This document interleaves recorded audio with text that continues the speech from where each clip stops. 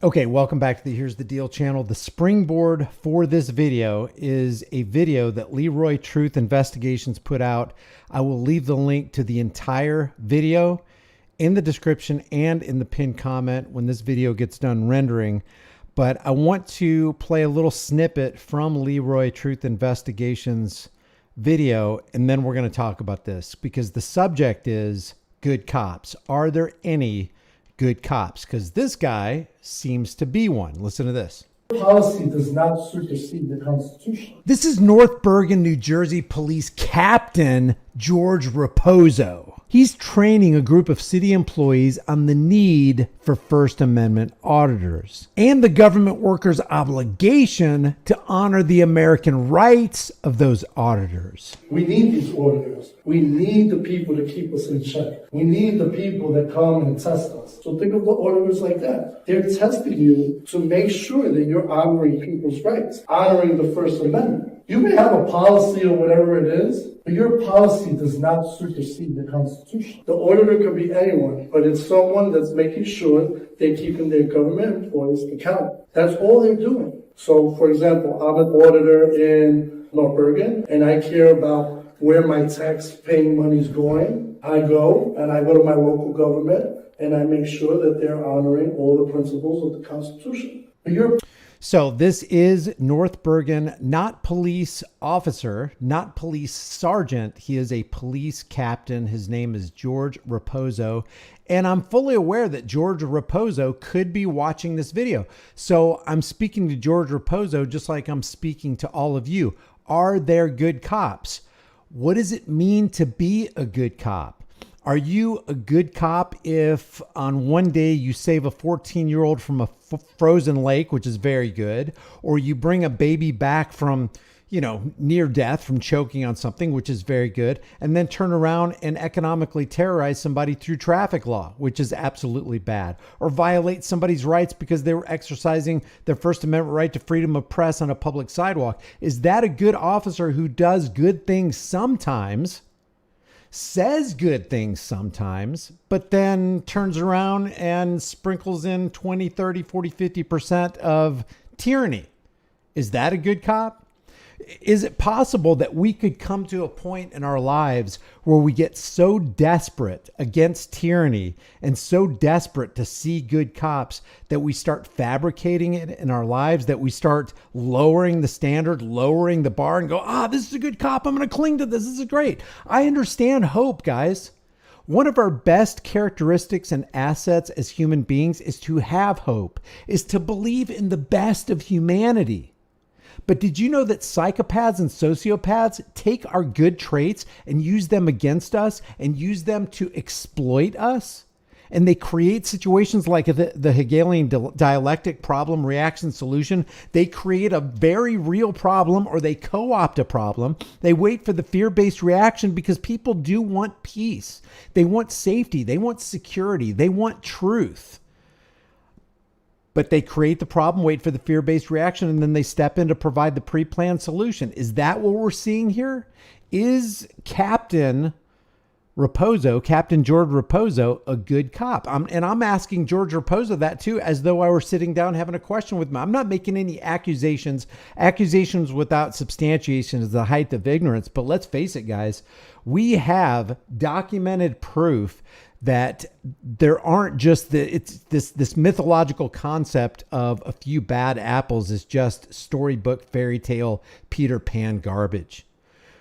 And before I go through this video, and I'm not going to go through all of it, this is an hour-and-a-half video. I'd really like you to go to Leroy Truth Investigations channel, and I'd like you to check it out, and I'd like you to examine everything that Captain George Raposo says, because George, hey, thumbs up to a lot of what you said. A lot of it.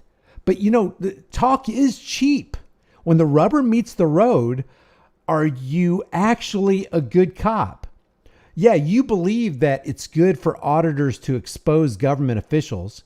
You believe that we need auditors to hold government officials accountable. That's all good. You believe that no law or policy or ordinance or procedure should supersede the Constitution. That sounds good. But do you enforce constitutional laws like traffic laws? Do you enforce unconstitutional laws like anti-Second Amendment gun laws? When was the last time you apprehended and arrested one of your fellow Thin Blue Line members as they were violating the rights of the members of the public? When did you do that? Have you done that? Maybe you have. I don't know. I'm just asking questions. But if you don't do those good things on a daily basis, if you don't resist tyranny on a daily basis, and you say these good words about First Amendment auditors and the First Amendment, are you really a good cop? So let's just go through some of this. These are some of the questions, and you'll want to stay to the end, because when Leroy Truth Investigations was premiering this yesterday, I made a couple comments in the comment section on the sidebar, and Long Island Audit responded, and we kind of had a back and forth. So you'll want to stay tuned for that. I think that is the conversation we had, the questions being asked, the assertions being made are very instructional and informational. You'll definitely want to stay around for that. Let's listen to some of this. As I said, Long Island Audit, Sean Paul Reagan. His story is very unique. What do we think these auditors are? Who are they? How would you describe these people? What do you think about an auditor when he comes with this family? It's coming to see if you know what you're talking about. Basically questioning you, what more people should know. Oh, in case you don't, I'm sorry, I meant to say this right before. I'm going to try not to interrupt so much.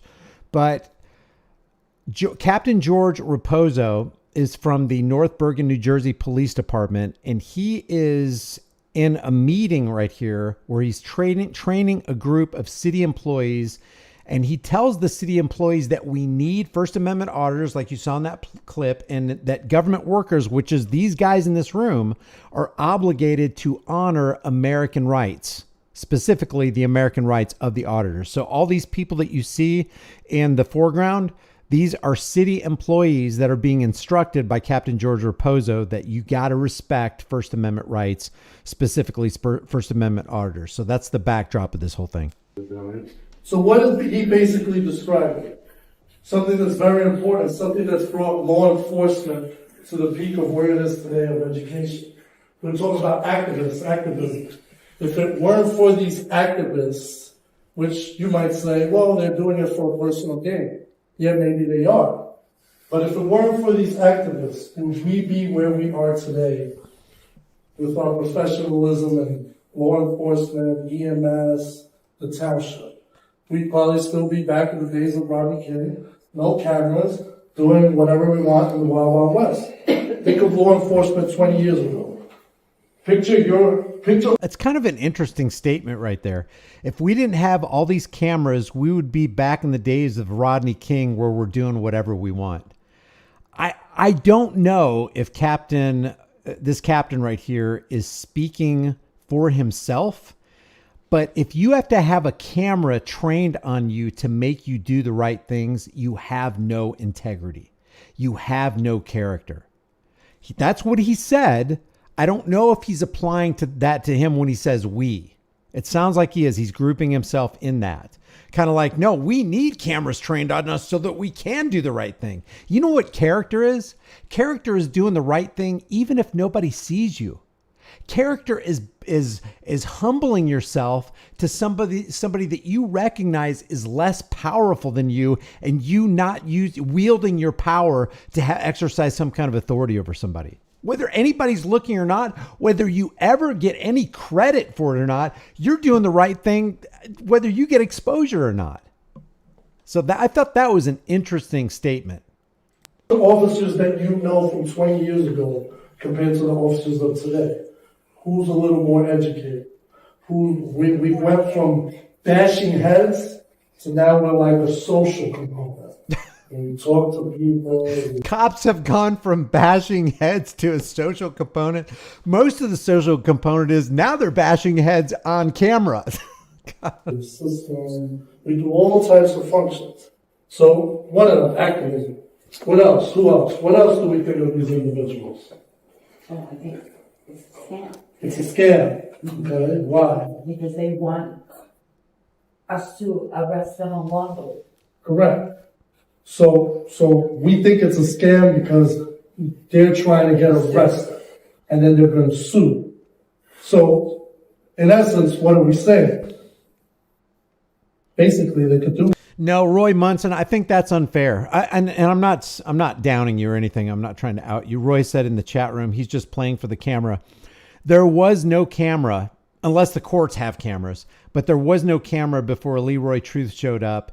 And from the looks of it, and Leroy, tell me if I'm right about this, they didn't know Leroy Truth was going to show up. Leroy Truth showed up uninvited. This was supposed to be a closed session, a closed training session for city employees, but they didn't put signs on the door. So Leroy Truth walked in. Later, you'll hear this captain say that he appreciates Leroy being there. But I'm thinking that this captain would have probably said the same thing, whether the camera was on or not. I'm just giving him the benefit of the doubt. I could totally be wrong. Yeah, Leroy Truth Investigations in the chat right now. He said, I crashed the meeting. So they weren't expecting Leroy. They weren't expecting the third-party camera in the room. What they're doing, and they're trying to see, like he said, the lack of knowledge, right? Who thinks these guys are losers? Raise your hand. Not all, Go. but The general part of auditors, losers. Who thinks they have too much time in their hands? Who thinks they have nothing to do? All right? The city employees who get paid from the American tax cattle are saying that you're a loser, that you got all this time on here. It's like, look, I earned my money. You're just leeching off the system, you city frickin' employee. This is our opinion of them, right? Now, what if I told you they're professional business people? Who would raise their hand to that? 1, 2. So this is our opinion of them. That's why right off the bat, we've already been set up to fail. We're thinking of these individuals of, look at this idiot. I'm already in trouble. Sorry, I see Chief Ficini removing the trainer, probably because I'm here. Now, wouldn't that be ironic that First Amendment auditor, First Amendment activist is here, and they stopped the training because the First Amendment activist is observing the training? So the guy in the white shirt was Chief Ficini, and he took Captain Raposo aside. We don't know what they said in the back room, but that would be interesting if they're like, well, you got a First Amendment auditor here. You got to be real careful about what you say. So anyway, like I was saying, what if I tell you these guys are professional business people? You probably won't raise your hand to that, right? What if I tell you these guys are making a lot of money? They found a way of a business, right? What if we think of these people as just any other business people that come into our townships, that come into our police departments? All right? Long Island audit, as I said. I'm going to give you a little brief history, and they're all similar in nature. So Long Island audit was a project manager, and what happens is he got furloughed during COVID. As some of you said, well, maybe they have a lot of time on their hands. All right? He started going around. That's why you see the name Long Island Audit. He's from Long Island. Started filming the local cops. Before he knew it, he started getting a lot of views. Okay? Now, fast forward. All right? He's a multi-millionaire with all types of monetization, Instagram, TikTok, Facebook, YouTube. He just signed a contract with a police watch app, which the company, which I forget the name right now, but when you have an encounter with a police officer, they can instantly click on that app and they'll have an attorney representing them. He's the face of that app. So when I tell you it's beyond that, I tell you we need these auditors. We need the people to keep us in check. We need the people that come and test us. Think of it from the history of academics. You go through a curriculum, you go through some kind of teaching, and then you get a test at the end. So think of the auditors like that. They're testing you to make sure that you're honoring people's rights, that you're honoring the First Amendment. You may have a policy or whatever it is, but your policy does not supersede the Constitution. All right? And Nothing does. And when I say Constitution, I'm not talking about the part in the Constitution where it says Congress shall have power to lay and collect taxes. In other words, Congress shall have a part in armed robbery and theft. No, I'm not talking about that part. I'm specifically talking about some of the Bill of Rights that are just inherent in human beings. You have the right, if you want, to record or worship whatever God, or redress your grievances, or protect yourself, like the Second Amendment says, or keep anonymous, keep your privacy to yourself. You know, you have the right to be secure in your person, your houses, your papers and effects. You have the right to pursue life, liberty, happiness, and property. You have those rights. So it doesn't matter what policy, what ordinance, what statute. They can even call it a law. I don't care what it is. It cannot ever run afoul of individual rights, because as soon as you say it can, if you're the author of that law or that policy or that ordinance or that regulation, and you're going to press it upon somebody else, then guess what? That's like a boomerang. It comes right back around to you. That's why I hate censorship, because censorship is forcing a voice into silence, and the threat is violence, like economic terrorism. We're going to ban you from PayPal, Patreon, GoFundMe. We're going to ban you from the social media platforms, which is basically the technological part of the open square public debate. We're gonna ban you from that. In other words, we're forcing you into silence against your will and without your consent. That's why I hate censorship, because the person who wants to censor somebody else, they can't complain when somebody else comes around and doesn't like what they say and censors them. So this idea of making laws against human beings who haven't done anything wrong, like gun laws, we're going to take your AR-15s, your AK-47s, your high-capacity magazines, your bump stocks, we're taking it all away from you. We're going to limit your ability to buy ammunition. Well, guess what they just did? They just criminalized a whole bunch of innocent people because what a few psychopaths on big pharma drugs have done to other people in post offices and schools. So it's inherently hypocritical to make a law, because what is a law? It's the opinions of politicians backed by the threat of force. And would that law have any teeth without enforcers? Yeah, politicians are parasitic, psychopathic puppets, man. They are the bottom of the barrel scum of the earth. But who's scummier? The guy who wrote the law, or the guy who's actually going to put hands on you and put the torture cuffs on you and throw you in the back of that car and fingerprint you and bend you over and stick their finger up your you-know-what? Who's actually worse? The people who wrote the law, or the people who blindly follow the law? And that's why I want to talk about what the major point of our disagreement between me and Long Island Audit was.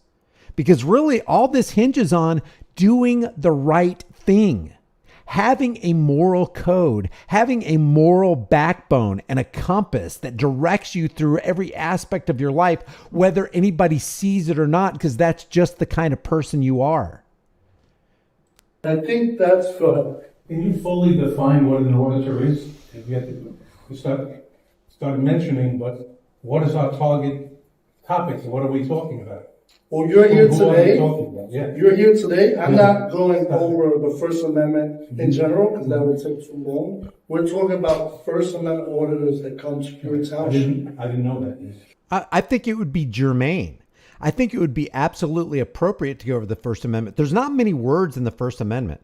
There are not many topics in the First Amendment. There's 5 elements of the First Amendment. RAPPS. Religion, assembly, petition, press, speech. Do you have the right to practice a religion? You could use that as a springboard, Raposo, for this. Do you have the right to practice whatever religion you want without interference from a third-party individual saying you can't practice that religion? Yes, you absolutely do. Well, in like manner, just like you have the right to worship whatever God you want to serve, you have the right to freedom of press. You have the right to freedom of speech. That would be a great springboard. And what did I did that in less than 60 seconds. You don't have to use a lot of words when you're talking about the First Amendment. It's fairly straightforward and simple. I didn't know. So, sorry. In case you don't know why you're here today, when I teach... What's the definition of an auditor? So the auditor it comes in various forms. It could be various forms, exactly. So the auditor could be anyone, but it's someone that's making sure they're keeping their government employees accountable. Okay? That's all they're doing. They're not doing anything else. I know our opinion, we may have some kind of preset notion about them, but that's all they're doing. They want to make sure. So, for example, I'm an auditor in North Bergen, and I see Long Island audit, and I see what he's doing in Long Island, and I care about where my tax-paying money's going. I go to my local government, and I make sure that they're honoring all the principles of the Constitution. That's basically all. Now remember that. We want to make sure that they're honoring all the principles of the Constitution, because, like it or not, Captain, and I just want to, let me be clear before I say this, okay? I am generally very optimistic about humanity. Maybe optimistic to a fault, because a lot of people, there's a lot of things to be pessimistic about. But the statement that he just made, and let's just go over it again. Listen to what he says, and remember this. I'm gonna separate this clip out because we will probably come back to it. Listen to what he says. Island, and I care about where my tax-paying money's going. I go to my local government, and I make sure that they're honoring all the principles of the Constitution. Make sure that they're honoring all the principles of the Constitution. Now, the message he's trying to convey here, Captain George Raposo is trying to convey here, is that he honors all the elements of the Constitution. That is, I am going to prove to you that he is part of a crime ring, a criminal organization that absolutely violates that statement, which means that to make that statement and to be part of that organization, now correct me if I'm wrong, to make a statement like, we're going to respect and hold high your constitutional rights, every principle in the Bill of Rights, and then you violate others as a practice? How optimistic are we supposed to be? Are we supposed to be optimistic to the point of delusion? It's like you're being delusionally optimistic there, Brian. Don't question this. Don't look a gift horse in the mouth. This is obviously a very good guy. He's very moral. He's saying all the right things. There's a lot of right things he says. I am amening. I am applauding. I'm standing up in my seat cheering for what he's saying here. But the logical, reasonable part of me says, hold your horses, Mr. Emotion.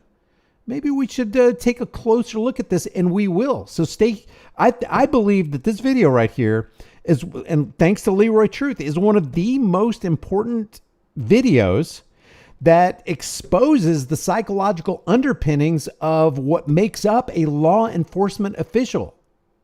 Because you're either an order follower who just does what you're told regardless of what is right, or you're a moralist who does what is right regardless of what you're told. And in regard to law enforcement, there is no in between. And we can't accept an in between. Am I for taking baby steps and, accelerating toward a world where we're more free and less tyrannical? Absolutely. Absolutely. On life's journey, does it go by steps? And just like building a building, you can't put the roof on before you lay the foundation. You can't put the plumbing in until you put up the walls. Well, you could, but why? Why are you doing that? So there's steps that we have to go to this thing, and I'm more than willing to give somebody leeway. But man, like I said, I got some serious questions, and sometimes asking those questions makes you look like the bad, unreasonable. Come on, man, just take what you can get. That's basically all it is. The problem is we don't usually keep up with the times.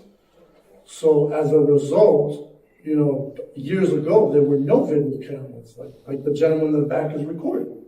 I'm more than happy, because what I'm saying today is what we should be doing, right? But we didn't have this 20 years ago.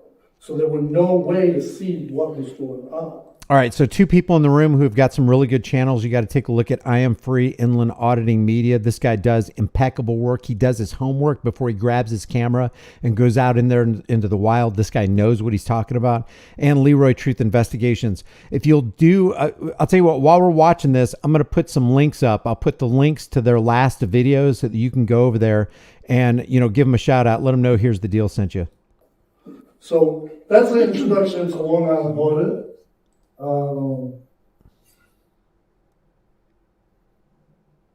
Who are you? 144? Me? Are you This is where you recognize Leroy. 144? Who are you? What do you mean 144? What's your thing? I'm Leroy Truth Investigations. I'm the reason you're having this meeting here today. Okay, great. You're not Avenger Angel, right? No. Okay. Yeah, you're doing a great Basically, job. Introduced, and I'm glad you're here. And you're doing a great job. Everything you're saying is correct. I'm actually ecstatic you're here because you're going to see the program that we put through, and I'm very transparent. I believe in this stuff. So thanks for being here. You're welcome. Amagansett Press, he does it a little different. With Amagansett Press, he targets a lot of the commercial businesses, and what he does is he stands from a lawful vantage point. Okay, so he'll say, let's say Gucci, Prada, Louis Vuitton. He'll do his tripod, he'll sit with his son, and they'll just record. They'll record people walking down the sidewalk and everything else. And then you'll see that the business owners, he doesn't enter because it's a private property, but he can record through the window from a lawful vantage point.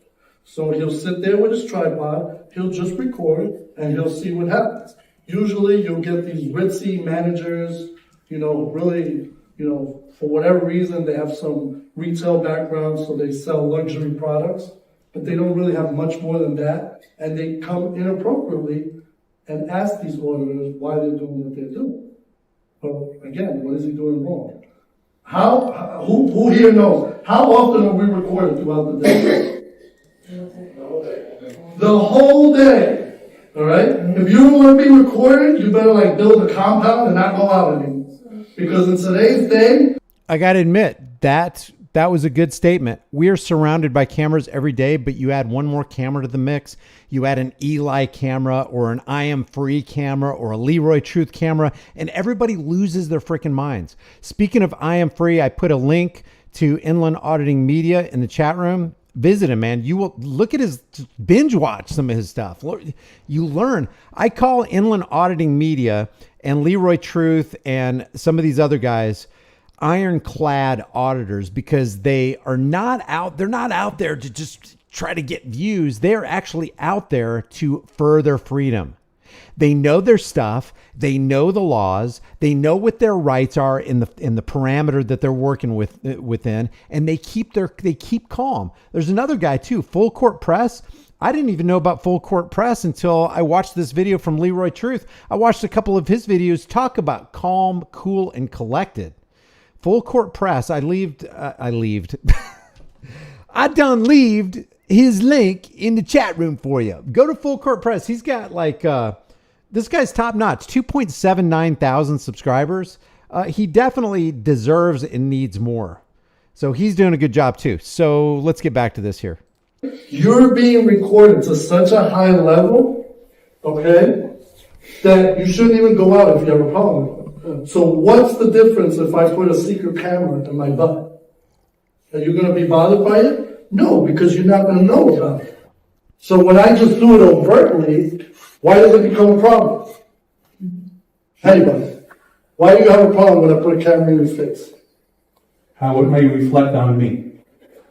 Well, how it may reflect on you depends on how you behave with the camera in your face. That was good. Video that can be edited too to make us look bad. How it reflects on you is how you behave when the camera is in your face. And isn't it interesting that you're not out there putting your camera in their faces, but they're out there putting their faces in your camera and telling you not to record. So I like what the captain says here.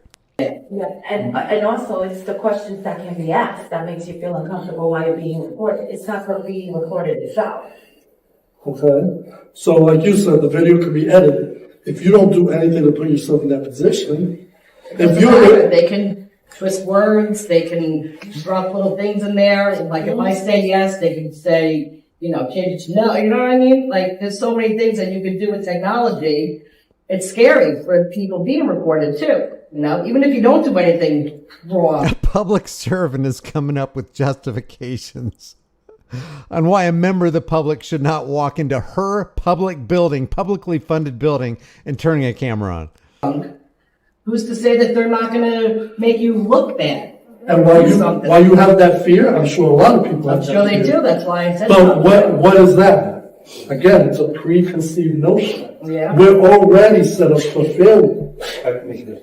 Correct. If I'm simply courteous, hey, how are you? Need any help today? What do they usually say?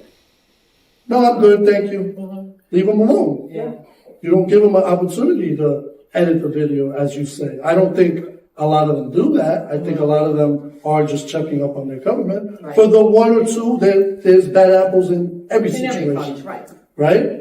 So for the one or two that may try to edit a video, if they don't need your help, why are you seeking them out?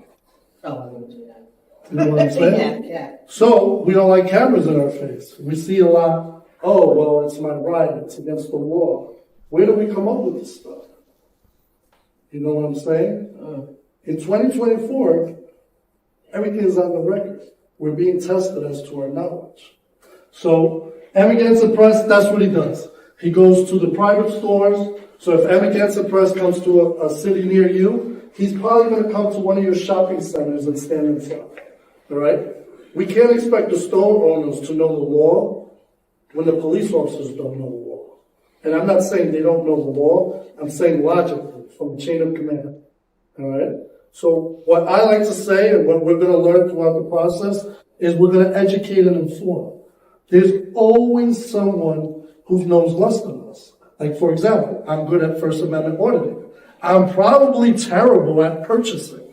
I'm probably terrible at video editing. So I look to you guys to educate and inform. You're here today because that's what we're going to do. When an auditor comes to your section, you're going to be tasked with educating and informing that individual. Listen, it's their constitutional right. If they don't need your help, just let them be. As long as they're not breaching the peace, time, place, and manner, we're going to be fine. And I'm sure the auditor will continue, and he'll give you a grade A at the end of the auditor. Full Court Press, he's more of a local guy. He's a North Full Court Press. He's in the room right now. So now this captain is talking about Full Court Press. Bergen guy. When I first met him, And I'm serious, guys. Look at Full Court Press's channel. I'm going to drop that link again. Here's the link for Full Court Press. Check him out, man. If you disagree with me that you don't think this guy is cool, he's articulate, he's respectful, he's got a de-escalating nature about him. I love that, and the knowledge. So when you have that kind of stuff, when you bring everything to the table and you've got this package that just works, I look at somebody like that and I'm like, this guy wants freedom. This guy is respectful. This guy knows his stuff. So take a look at it, man. Free Court Press. That's what this captain is talking about right now. he had something like 68 followers a couple months ago. Yeah, Red Pill Rant says this guy, talking about the captain, is saying all the right things. I got to say, I'm very surprised. I am too. But again, I'm always the guy who brings hey, I got a bucket of cold ice water. Anybody want some? Psh, got the bucket of cold water. It's like, okay, I could be wrong about this, but can we just hold our horses and bide our time and just wait to see if these words materialize into real anti-tyrannical actions? He's already up to 2,000 subscribers. All right. So there's a business for this. All right. People want to see it. People want to see what our government employees are doing. Amen. We also had issue ourselves most recently with this video. All right. I'm going to show you briefly so you get an idea of what we're talking So about. Acorn is a financial tech company. I'm going to fast forward through this because it's really hard to hear this. Let's see. Let's get him back in frame here. Bergen's very good. He even mentions me in the video. He says, "Oh, I'm sure if you talk to Captain Raposo, he would have a problem with it," so forth and so on. All right. But why is that? If you're just joining, this is Captain George Raposo from the North Bergen, New Jersey Police Department. He's training a group of city employees on how important First Amendment auditors are and the government workers' obligation to honor the American rights of those auditors. Is that employee trying to do the wrong thing? No. No, of course not. That's where I get into, we have to Is that employee trying to do the wrong thing? No, but they also don't care to do the right thing. educate and inform. If someone just told me, what is government property? Okay, so when we enter these buildings, we frequently hear employees say, it's private property. Now, what is it? What are government buildings within reason of time, place, and manner? What are they? They're public property, right? So why do people frequently say, oh, this is private, you can't record here? Because they're ignorant. That's all it is. So all we have to do is educate. This is why my two-step process, you will never have a problem. That's my one-step process, educate and inform. So again, a lot of you aren't law enforcement, but I have to. So all you need to do is educate so you can appreciate and not violate. Shout out to Henry on that one. Go over it, a little bit of law. What is the hierarchy of law? What is the supreme level of law? Supreme level of law? Yeah, what's the highest level of law? Constitution. Constitution, excellent, all right? Part of the Constitution is the First Amendment. The way the hierarchy of law works is you get your All right. See you later. I am free. Inland Auditing Media leaving the room right now. He's going off to work on some tips and leads in his area. Appreciate it, man. Thanks for your work. highest form of law, the United States Supreme Court, you go down from there. Okay? So then we have the New Jersey Supreme Court. Prior to that, we have the Third Circuit Court, the Federal Court. We have all these forms of law that are being brought down. All right? And we got New Jersey Supreme Court, Superior Court, Appellate Division. We have all these forms. Which, by the way, is all nonsense. All of it's nonsense. He's talking about the hierarchy of law. Take that middleman out. That's a hierarchy of nonsense. Just take the Bill of Rights. First, Second, Fourth, Fifth, Ninth, and 10th Amendments. Let's just take some of those. And I've got some issues with some of those, okay? I think they could have been written a little bit more clearly. I think rights could have been articulated a little bit more crystalline, let's say. So he's talking about this hierarchy of law where you've got the state Supreme Court or the federal Supreme Court, and then you got circuit courts, and then you got appellate courts, which is all nonsense because it's geared to actually violate your rights by enacting laws that take away your freedom and generate income for the state. And the state will always be that great fiction by which everyone seeks to live at the expense of everyone else. So he's talking fiction here. We're in the realm of fiction right now in this presentation. Court, we have 2C, we have regulatory law, so forth and so on. We're working our way down. We have ordinance, and then we have policy. Does police enforce policy? You. No, right? Who says police enforce policy? In essence, it's in its name, law enforcement officer. So why is it that everyone types up a nice fancy policy and then they point to the cop and they go, it's our policy. He's got to go. Where in the law does it say that a person cannot film in a public area? What does it matter what your policy says? Any questions? I do, but so what do we do about all the shootings and having security and keeping doors closed and being in a private having buildings and Pay attention to this because right here I think this cop does a really good job answering this lady's question. knowing who's entering and stuff like that? Where's the safety there where we're letting anyone in? And I get this is almost to me like I'm just learning, this is great. This is what we want to do because I had, but then you think about the world today, people walking into private, I work at a school or an outdoor pool, with kids, how does that? But remember, it's going to be situation to situation. It's going to be time, place, and matter. Your questions are actually really good. It's putting my segue for this training. All right. So the question is, what happens with safety? All right. So who does the Constitution protect? Does it protect you? When you are on the clock as a government employee, does the Constitution protect you? This is so interesting. Everyone. So what was the Constitution made for? It protects the public from the government. And what was Thomas Jefferson's famous saying during the Constitution draft? Wait the people. We shall never sacrifice the people's rights for public safety, right? In the words of NC Tyrant Hunter, bam! We are not going to sacrifice or put on the chopping block people's freedoms because people are scared. Benjamin Franklin said it. We're not going to give away essential liberty for politically promised security. Ain't going to happen. Not on our watch. No way, no how.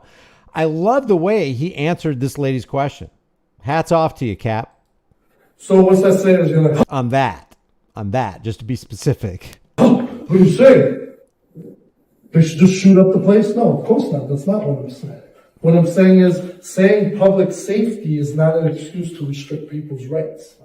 We have a guard at the front of our town hall, but obviously he's specifically instructed to just be like the president's. He's not there to restrict people. If the guy never came in with the phone, would you have ever asked him where he's going? All the time I do that. If I see someone rolling the hall, You say, hey, do you need help? Correct. But what I'm saying is, which time? You can't come in here. Oh, no, I would have helped them. What do you need to come in here for? No, right? People come in and tell, oh, I say, please, right? There are certain places or opening people's calendars, I think that shouldn't be able to be done. Did you And leave- saw the video. Did you leave the calendar book in a It's not my publicly accessible calendar. area? No, I don't.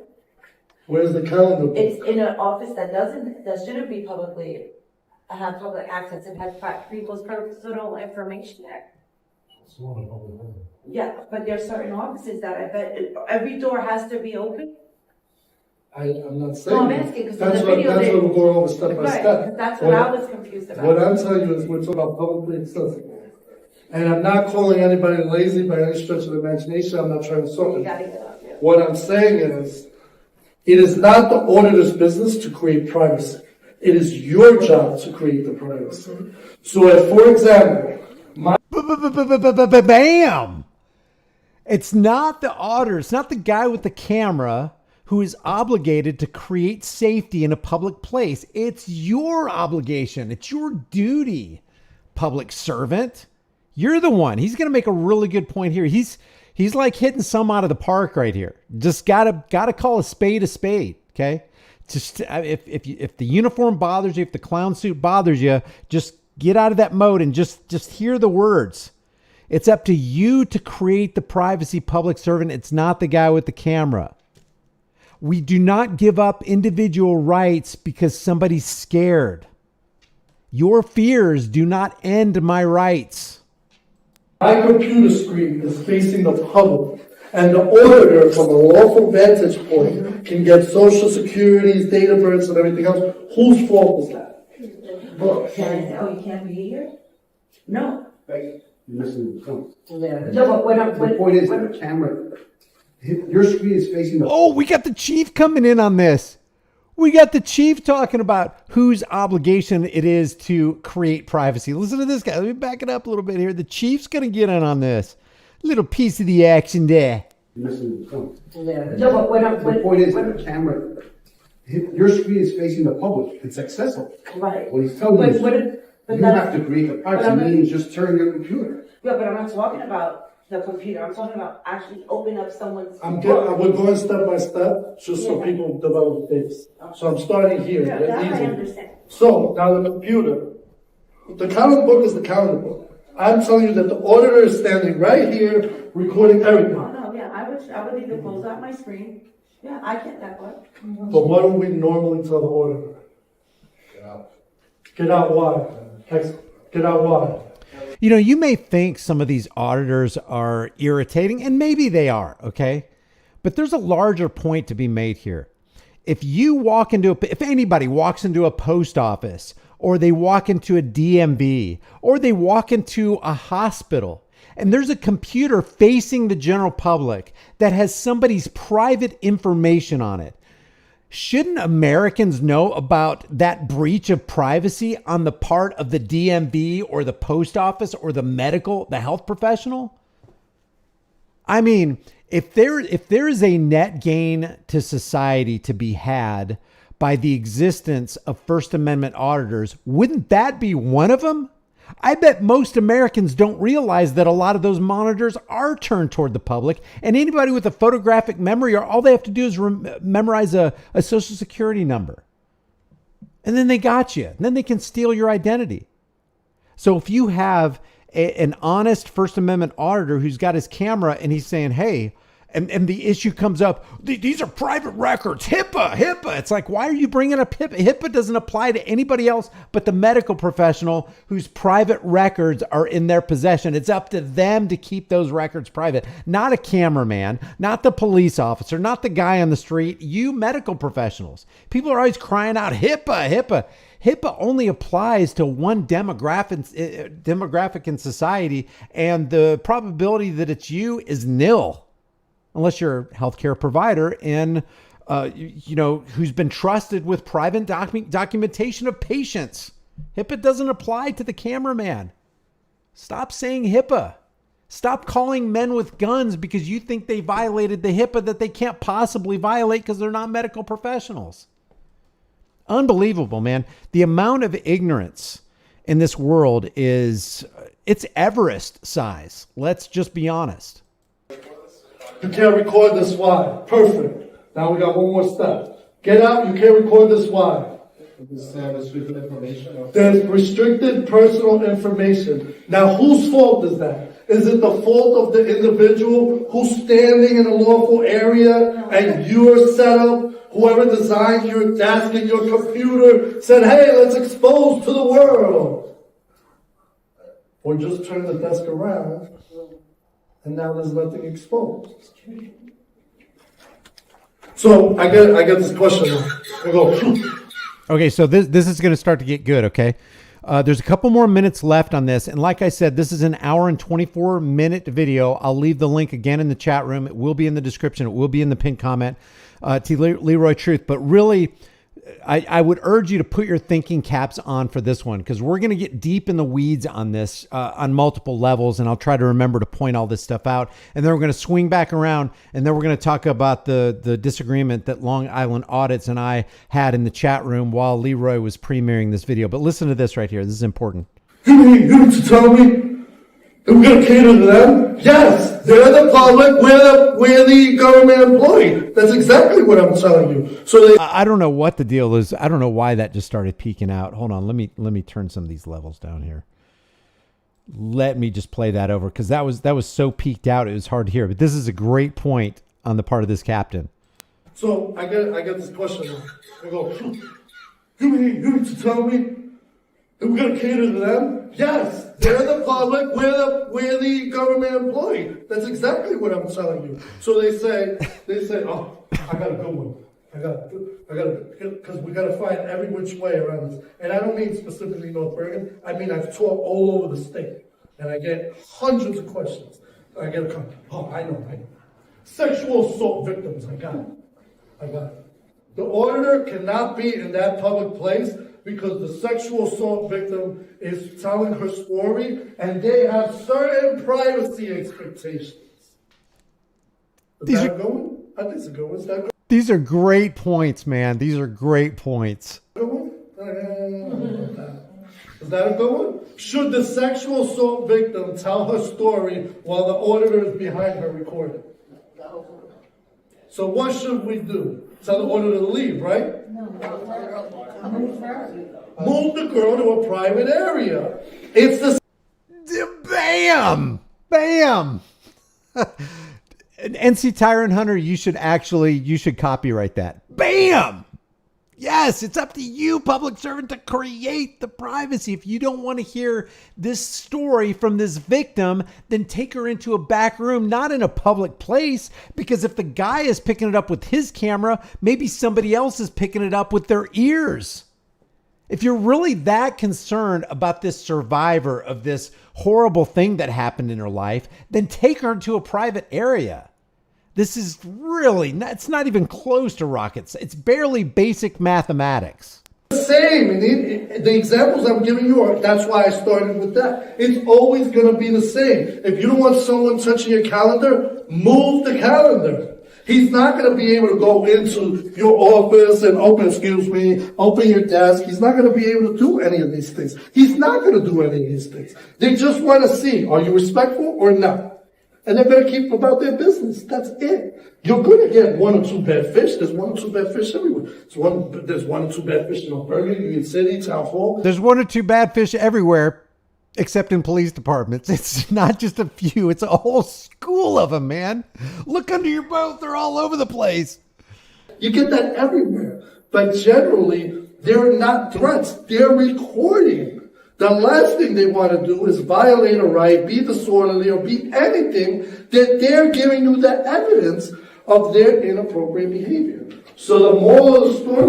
That's a freaking good point too. It's like, okay, if these guys are engaged in crime, then they are the stupidest people on planet Earth, because not only are they engaged in and committing crime, they're also recording their crimes.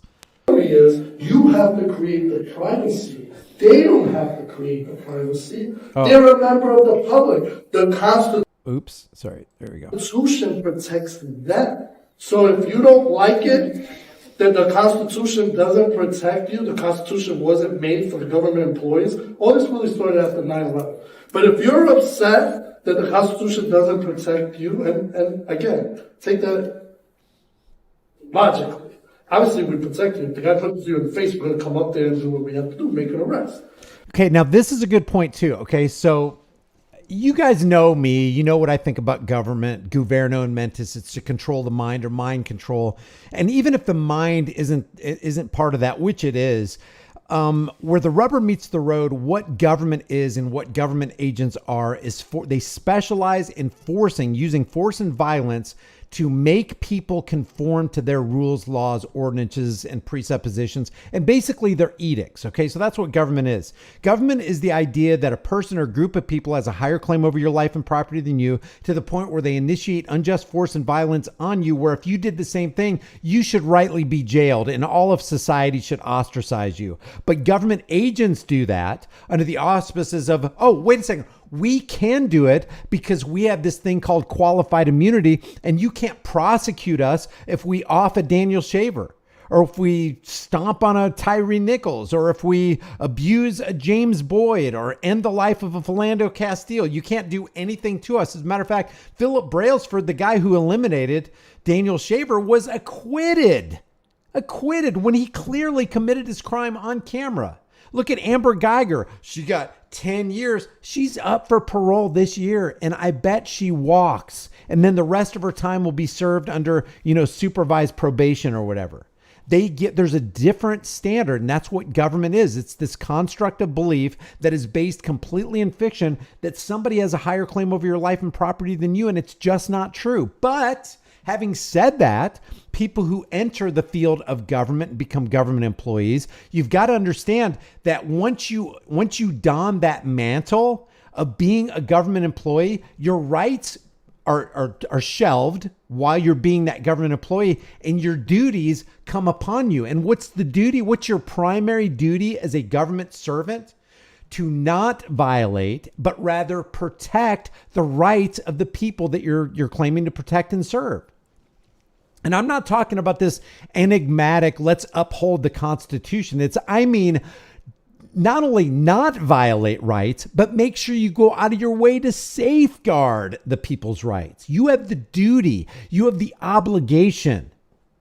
Your paycheck is derived from the people that you're supposed to be protecting and serving. You would think that those people would have the highest amount of respect for the rest of us, and they don't, because they have this entitled mentality of, it doesn't matter how poor my service is, it doesn't matter how bad my attitude is, at the end of the day, not only will I get paid, I'll get my incremental pay increases, and I'll probably get a promotion. That's the problem with government, is they eliminate all their competition, so there's no incentive for them to do better, or create a better product, or be a better person, or don the mantle of servitude. Not at all. It's not there.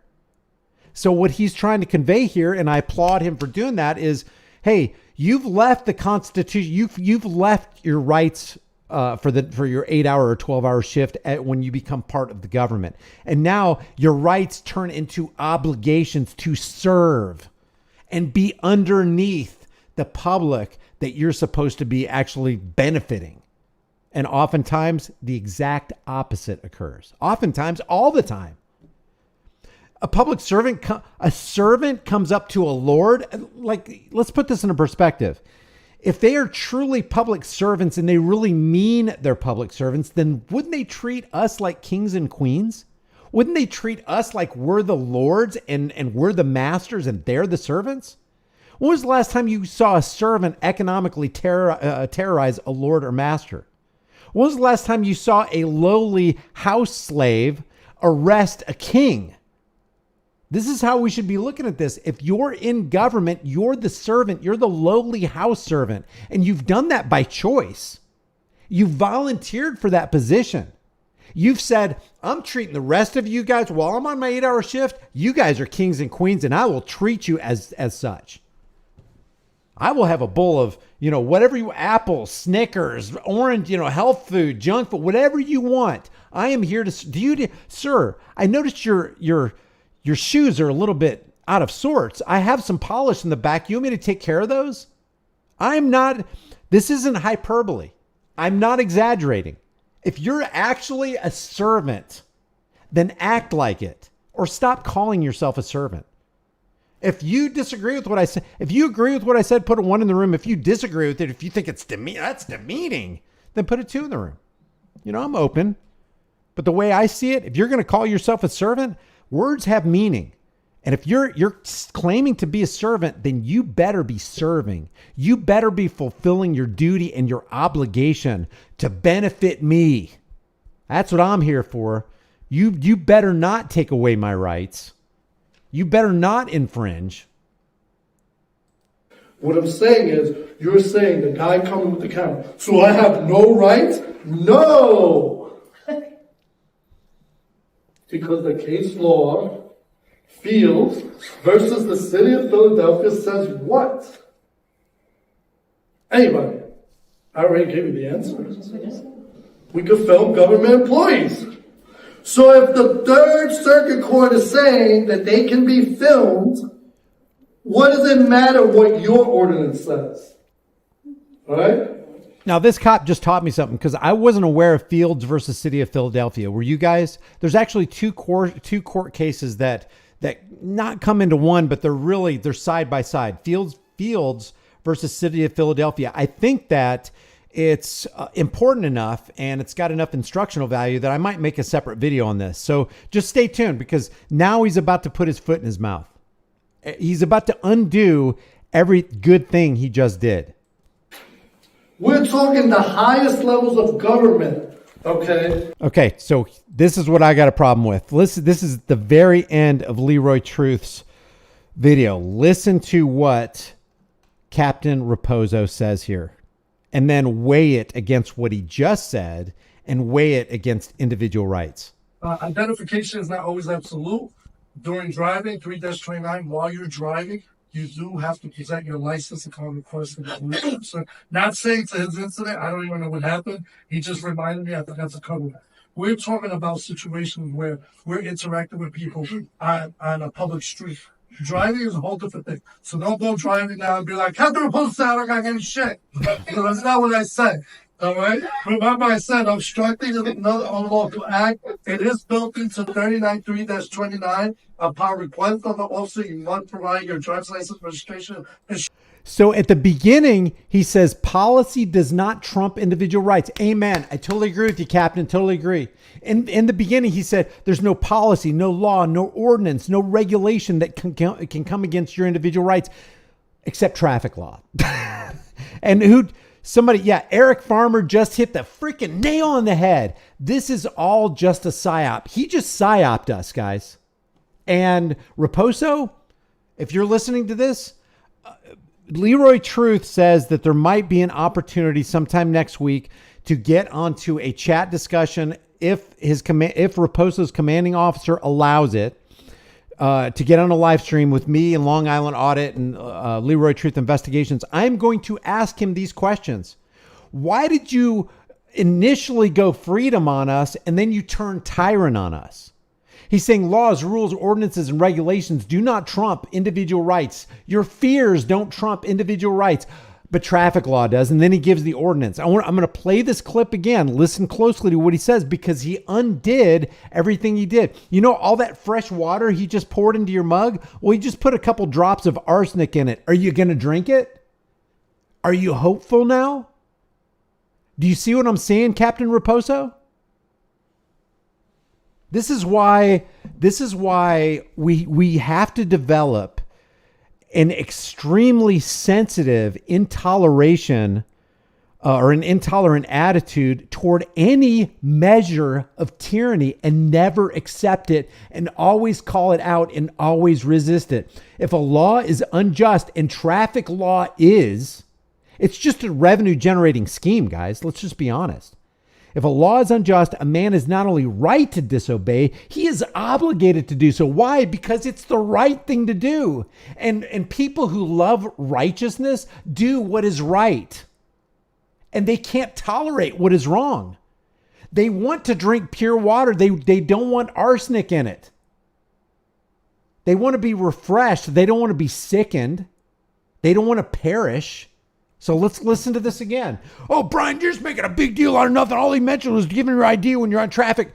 That's he's literally saying it's okay to make yourself insecure for traffic law. Over here he goes, supreme law of the land is the Constitution. But over here he goes, and by the way, that supreme law of the land is you have the right to be secure in your person. What does traffic law say? I am demanding that you make yourself insecure in your person. Listen to it again. Yeah, I'm going to be harsh here. Okay. Come on, man. All we are saying is give peace a chance. I want peace, but I don't want the delusion that goes along with this law enforcement piece that they're trying to shove down our throats or get us to accept. Yes, I totally agree with Farmer here.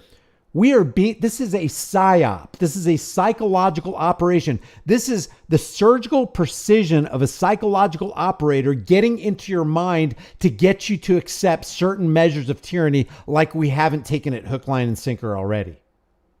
Listen again and sensitize your outrage. Sensitize your desire, your 100% desire for undiluted, unmitigated truth and freedom and righteousness. Identification is not always absolute. During driving, 3-29. Did you hear what he's saying?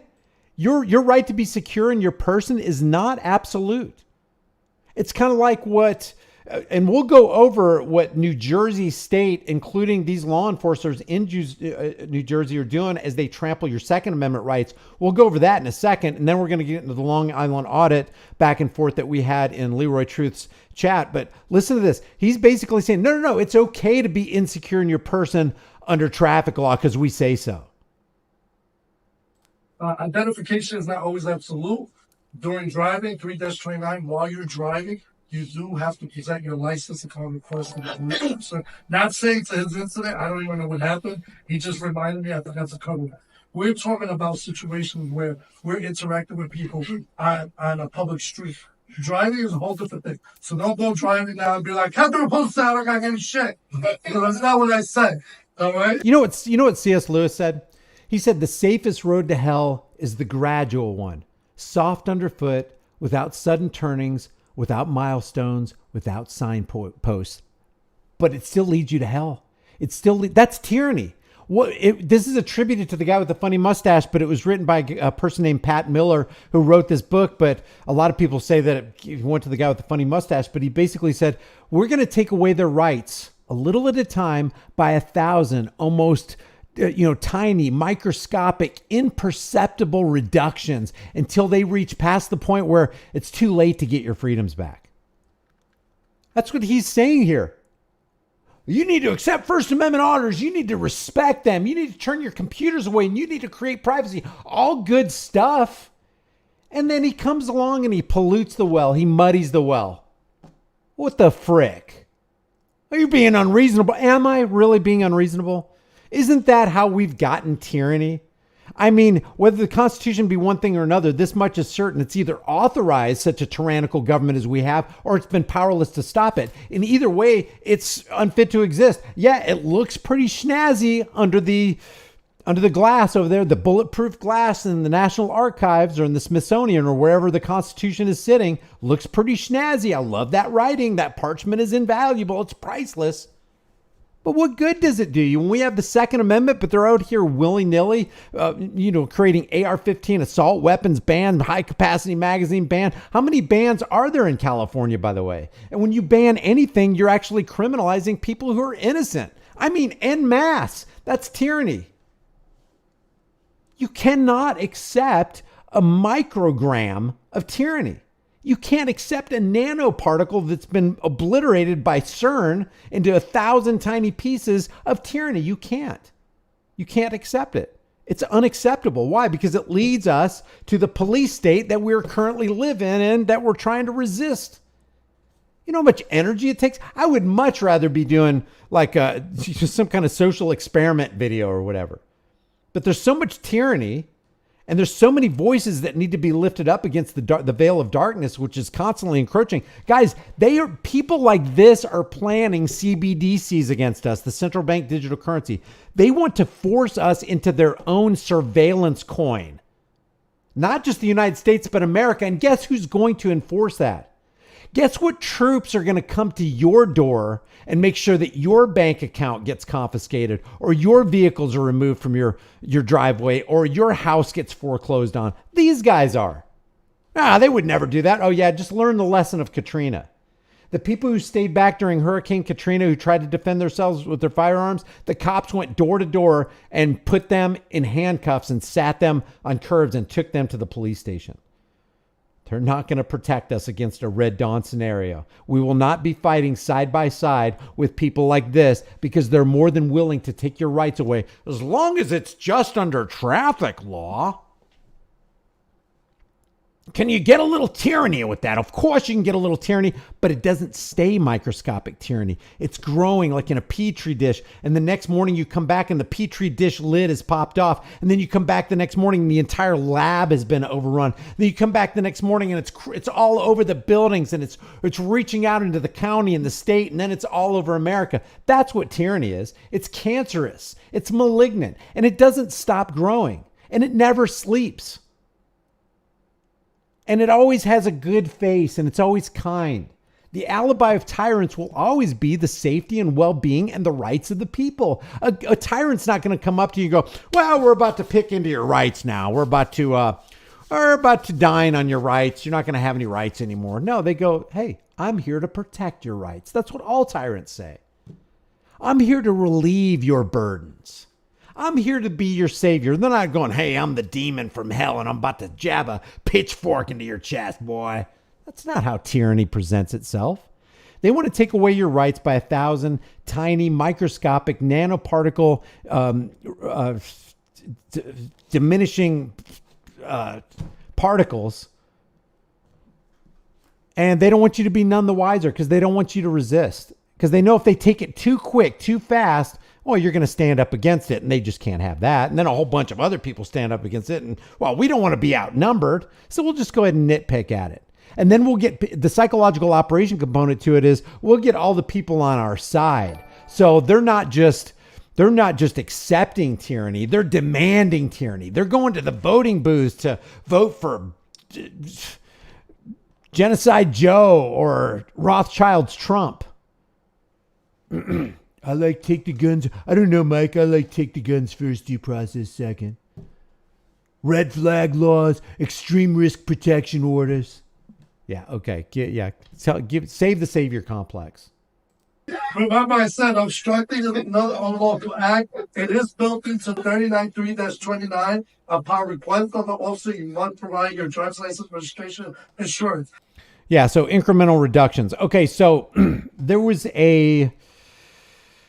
well, before I get into this, I want to try to speed this up because I don't want to take a lot of your day. Let me go to this right here. Here's what I got a problem with this guy. Here is, well, just what he just said. And, traffic law trumps individual rights.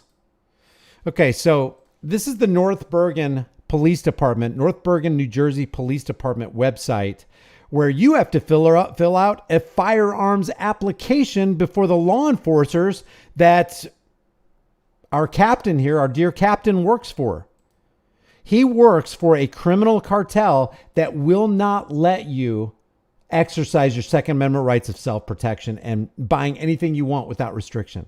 They are for shall be infringed instead of shall not be infringed. You can see it all over here. You got to have a permit to carry. You need permission from the North Bergen Police Department to carry a firearm that you have a right to carry anyway. They are acting as overlords and he works for them. Are you going to stand there and tell me that this guy is your friend when he works for a criminal cartel that it's just like the mafia? Who, if they caught you with a firearm that you don't have a permit for, they will throw you into jail and ruin your life and treat you as a felon? How do you feel about this guy now? I got no love for him. I want to believe that this cop is on our side. But how can you be on the people's side when he's a part of an organization that is decidedly against us? Is this nitpicking? Am I getting hot under the collar for nothing? I mean, what's really going on here? Furthermore, you want to add insult to injury? Look at this.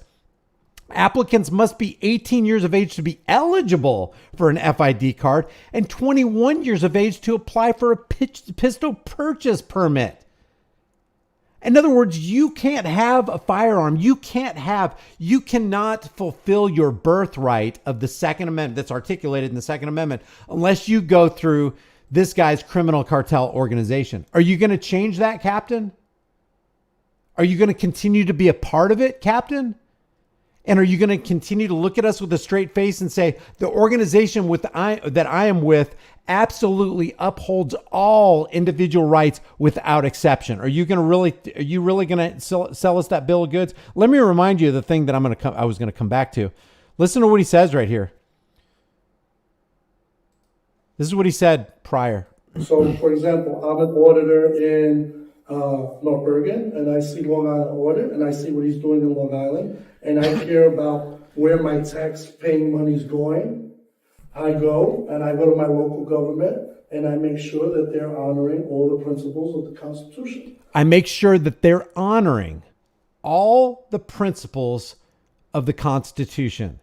Let me ask you, Captain, is this honoring all the principles of the Constitution? Now, it's arguable, but it seems to me that the most important right that you have outside of life is your ability to defend yourself. The North Bergen Police Department and this captain right here is saying you cannot defend yourself with a firearm unless we say you can. That is called tyranny.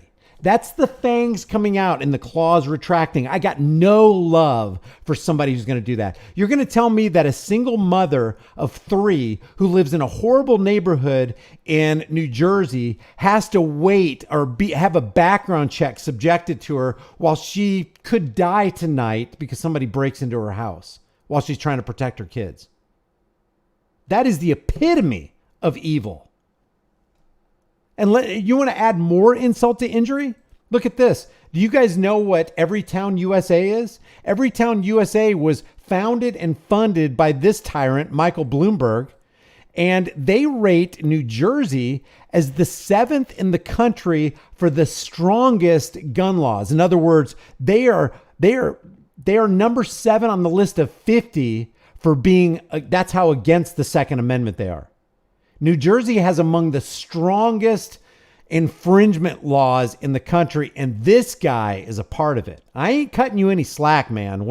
If I happen to be on that live stream with you, you're getting the full load. You're going to have to answer for this because as far as I see it, you're a freaking hypocrite to say that you're for these rights, but you're going to take away and demolish these rights, which actually equals the hating and the despising of human life. If anybody disagrees with me, let me know in the chat. And let's go ahead and get on with this. What Long Island... So... okay, we'll just deal with this. It just leaves me speechless sometimes.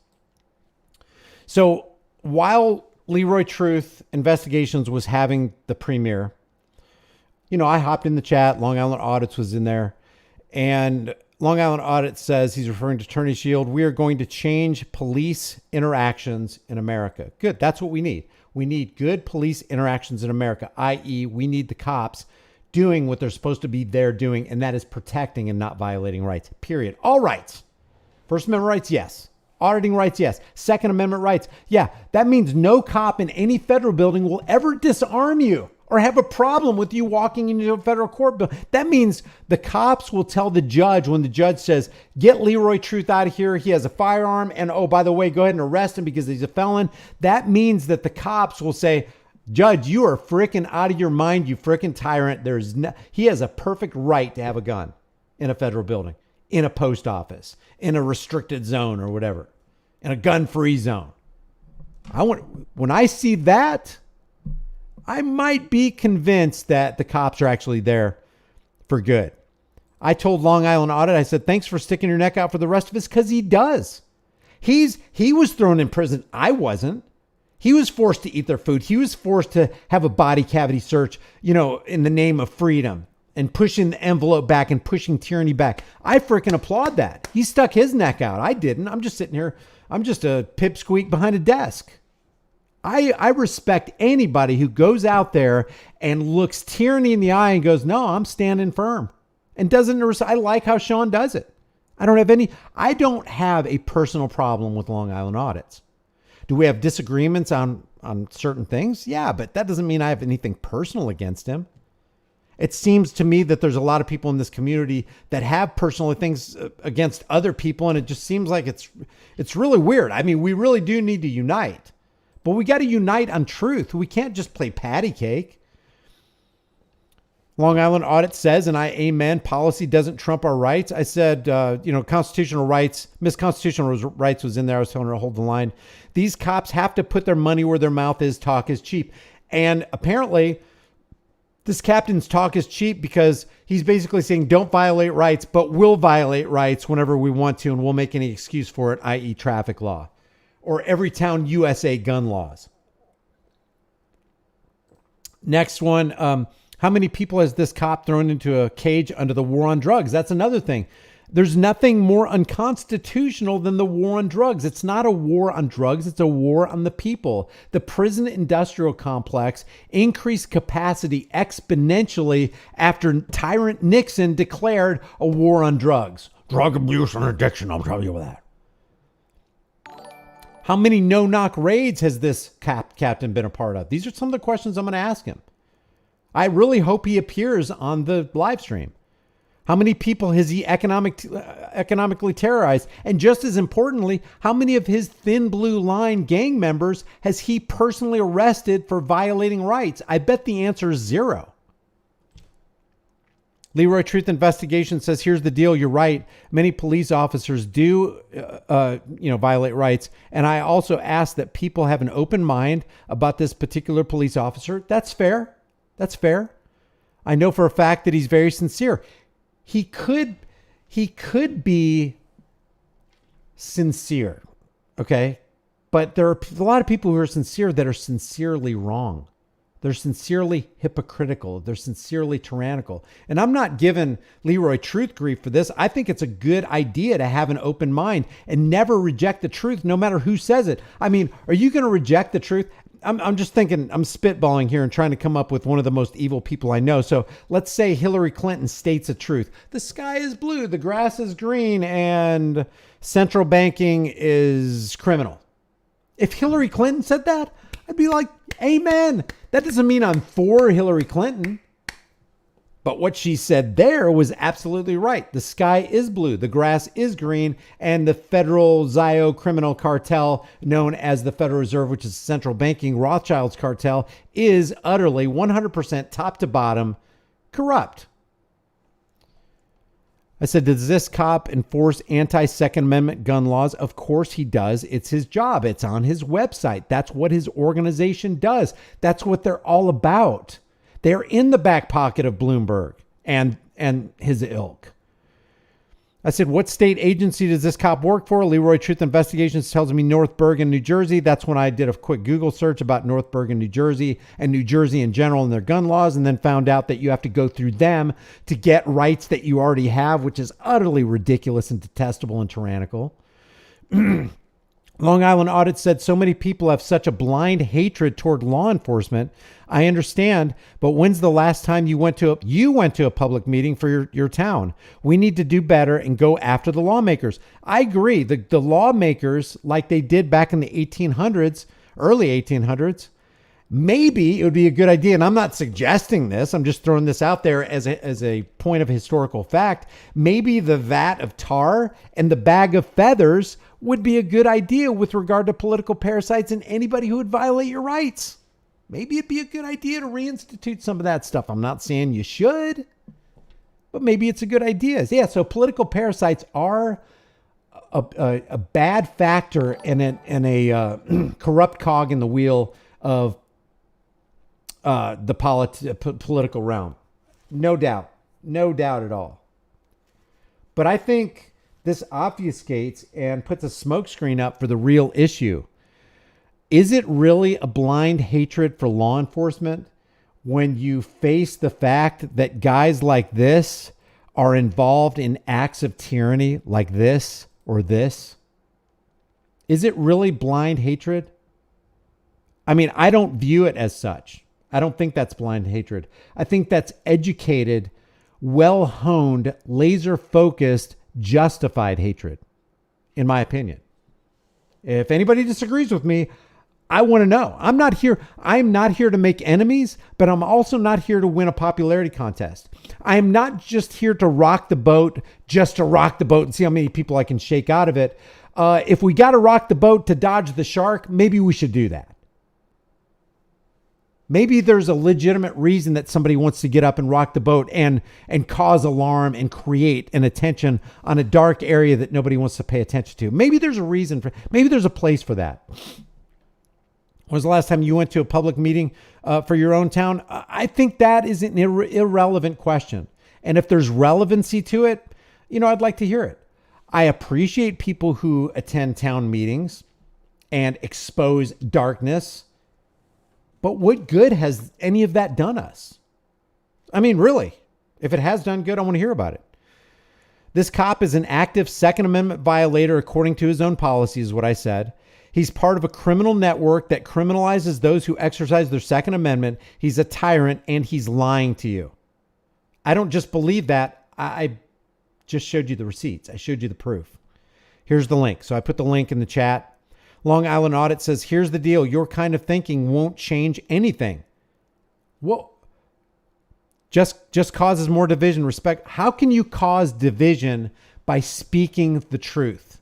How can you cause division by calling out lies? And if speaking the truth and calling out lies and unearthing tyranny is divisive, isn't that necessary and righteous and just division? I don't think anybody in the chat room is going to make the argument that truth is not divisive. I don't think we should be divided, but if there's going to be unity, if we're going to be united, it has to be based on truth. It can't be based on lollipop lies. It can't be based on feel good. I think this is going to work. I think this is okay. It's like, no, is this righteous or not? If it's righteous, we go full throttle, man. So my question to Long Island Audits, and I'm not mad at Sean. I don't have a personal beef or vendetta. I appreciate the work that he's done. I appreciate the exposure that he's given to the fact that we have a First Amendment. That's a net positive for everything. I bet if you ask the average American what is the First Amendment, they couldn't articulate one thing, not even freedom of religion. So I think it's an overall net positive to have Long Island Audits out there doing what he's doing and putting a camera in the face of tyrants, or tyrants putting their faces in his camera and calling them out for their hypocrisy and their evil. That's what these channels are all about. And what's the end goal? What is the hoped end goal? The end goal is to push back tyranny and completely eradicate tyranny and have a land of prosperity and freedom where you actually own your own property where 100% of the income you went out to earn to support your family stays in your pocket and doesn't get pilfered by political psychopathic parasites. Is that too much to ask? To walk along the earth and not worry about a bang at your door at 4 o'clock in the morning because Aunt Sadie next door is worried about the fact that you have a gun and you might be a danger to yourself and others, and some psychopathic criminal in a clown suit, coming out of a clown car or some kind of military vehicle exacting an extreme risk protection order on you. What the frick? I mean, do you really is that the America you want? No, I don't want it. So what kind of thinking won't change anything, Sean? That's my question. I said, they're actively violating your rights, Long Island Audit. It's like the mafia telling you, hey, we won't break your kneecaps while they're clubbing you in the head. What were a couple things this guy said? Your rights, your government employee fears don't trump the auditor's rights. Amen, Captain. Amen. He said, it's up to you to create privacy in a public place, not the cameraman. Amen. So that's the mafia saying the right thing. And the wrong thing is, oh, by the way, you can't have a gun till you're 21. And even when you're 21, you have to submit an application to us and we may or may not approve a firearm for you. That's not the height of freaking tyranny. You might as well go along with those Halloween fangs around your face because that's how I'm seeing you. Because that's the truth. And we shouldn't apologize for it. And we shouldn't minimize it. And we shouldn't dilute it. I mean, truth is extreme. And to make it moderate is to lie. Long Island Audit says the government created the gap. Well, yeah, I guess people in government did create the gap. It's the gap. It's the thin blue line gap. It's that line of division between the haves and the have-nots, between the can-dos and you better not do it or you're going to be a felon. Between the Philip Brailsford of the world, offing the Daniel Shavers of the world and getting away with it, or the Matt Schaefers, tasing Johnny Wheatcroft in the private parts in front of his screaming kids and torturing them for no freaking reason. But if you did the same thing, you'd still be behind bars. But Matthew Schneider didn't receive 1 day behind bars. So if that's the gap that you're talking about, I agree. There's a gap. He says it's by design to keep the people from from being united against the politicians. Well,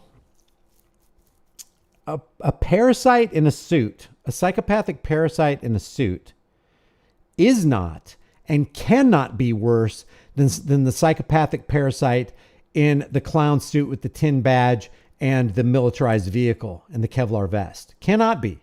Because it's not the politician throwing you into jail. It's not the politician foreclosing on your home and coming at gunpoint and throwing the flashbang grenades and the smoke bombs into your house when you have an infant who's struggling for his life in the first place. It's not the politicians doing that. It's the order followers who are just doing their job. Hey, I'm just doing my job. Put that guy's life in jeopardy. Take away that guy's rights. Throw Kevin Strickland in jail for 43 years and keep him there under lock and key when he did nothing wrong. So yeah, I disagree. Politicians, as bad as they are, as scummy as they are, as leech-like and parasitic as they are, they do not hold a candle to the teeth that the law enforcers put on when they grab you by the lapel and throw you up against the wall and bash your head in and then say, hey, you made me do it. If you just would have complied, everything would have been fine. Eric Garner. If you just would have slowed down and stopped, I wouldn't have pulled your shoulder out of your socket, Karen Garner, and thrown you into a cell and then laughed about it outside the cell when we reviewed the body cam video of us abusing a 72-year-old. I said, what do you mean by my kind of thinking, Long Island Audit? I just gave the link to the North Bergen Police Department. It's like I think people want to believe so bad that this captain right here is a different person than the rest of his compadres, that he's a diamond in the rough, that he's somebody that we should respect because he said a couple good words. And I just don't see it that way. I don't see it that way at all. The next one, Long Island Audit says he's enforcing this is the core of the issue. And we got to understand this. He is enforcing the law that was passed by elected officials. You don't like the law, you don't hate the police officer, you take it up with the legislator or the legislature, hold them accountable. Okay, so I got a pen and I got a piece of paper right here, and I'm writing on a piece of paper. I want you, badged law enforcer, to invade Aunt Martha's house at 2:30 this morning with 12 of your best men because we have red flag laws. Are we to say, hey, they're just enforcing the law against innocent people? Hey, they're just making somebody insecure in their home on their own property at 2:30 in the morning while they're trying to sleep. I frankly, when he wrote this, if a camera was on me during that time, my jaw would have been right near the top of my desk. I don't get this. The captain is enforcing the law that was passed by elected officials. Yeah, they're unconstitutional laws. They're tyrannical laws. They're freedom snatching laws. They're economic terrorist laws. He's just doing his job. He didn't make the laws. He's just enforcing them. What the? I mean, maybe I'm going crazy. Maybe I've flipped my lid. Maybe I'm not looking at this thing in the right way. I am completely open to being corrected on this, but this is a showstopper for me. He's just enforcing the law that was passed by the elected officials. Is he not a person? Can he not make his own decisions? Can he not stand up and say, no, I'm not bashing that lady's door down. I'm not going to go into that 78-year-old's house because some iPhone app pinged on it. And now there's a $3.7 million lawsuit against a couple police officers in the city. I ain't going to do it because it's not right. I don't care. Politicians are parasites. Why would I obey their laws anyway? I mean, Sean, what I hear you saying is he's not a moralist. He's just a conformist. He's just doing what he's told. Isn't that what the SS said?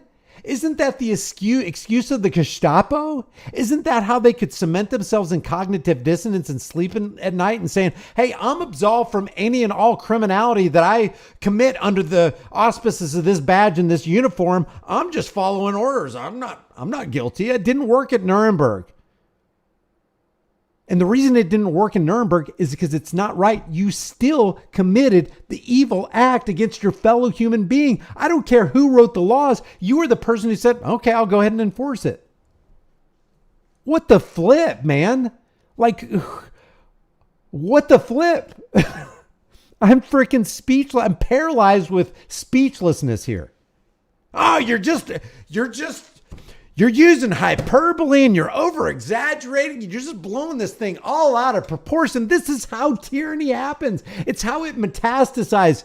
It's how it takes over and becomes a police state. It's how we have the CBDC and the Federal Reserve and the IRS and the CIA and the NSA spying on us. It's why we got to take our shoes off at the airport and our belts and prove that it is truly a laptop in our bag and pour out everything that's over 3 ounces, shampoo, conditioner, it doesn't matter. This is how it happens.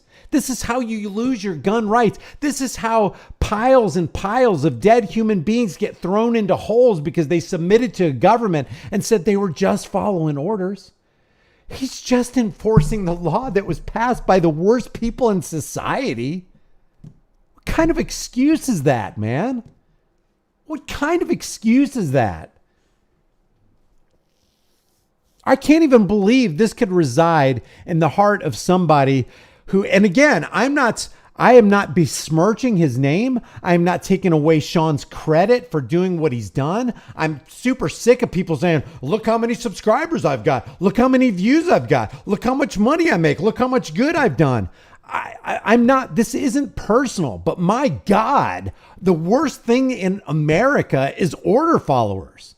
The worst part in Nazi Germany was people just doing their jobs, just enforcing their laws.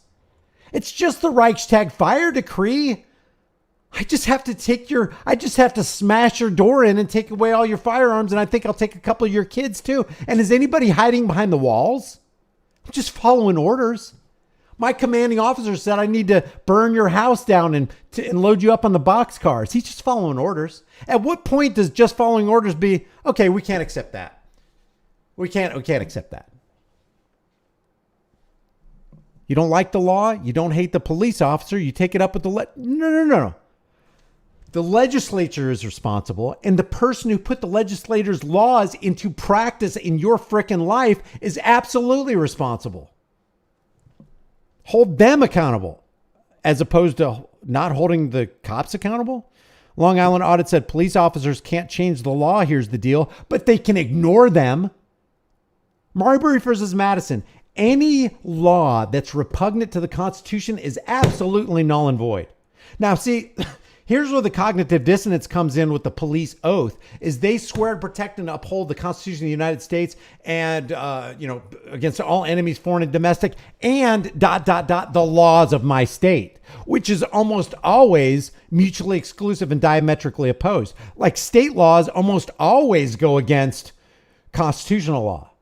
Not always, but a lot of times. So wait a second. It's like, no, I promise that I will be the bearer of fire and the bearer of water. I'm going to put fire and water on it. Like in my estimation, the fire is the Constitution. The right to keep and bear arms shall not be infringed. You got, freedom of speech, RAPPS, religion, assembly, petition, press, speech, the Fourth Amendment right to be secure in your person's houses, papers, and effects. You have the right not to incriminate yourself. That's the fire. But the cop is saying, I'm going to pour water on that fire. So I promise to bring the fire and I promise to bring the water. No, you can't do both.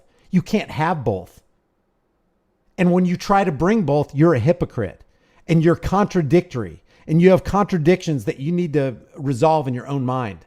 And you need to understand, if you're bringing the fire and the water to the table, if you're putting out the fire of freedom and liberty, and you're giving people death over liberty, and you're giving people torture cuffs over liberty, and you're throwing people in the back of a cop car and doing a body cavity search and extinguishing liberty, you got a serious internal issue, Mr. Police Officer. They can't change laws. Here's the deal. They can disobey them. And wouldn't it be a wonderful day if all the cops go, let's say a cop in California, New Jersey, or New York, or the places that Chicago that have the most stringent gun laws, and them going, you know what? I am so sick of living a contradictory, hypocritical lifestyle. I am not going to enforce one of these freaking tyrannical, evil laws because it's not right. Period. I don't care who hears me. I don't care if the body cams are rolling. I don't care if I'm going to get accolades or not, or if I'm going to be condemned or not. I can't have any part of this organization rip your badge off, tear your shirt off, and go screw it. Or before you take your badge off in uniform, start arresting your fellow police officers for enacting the laws of political parasites.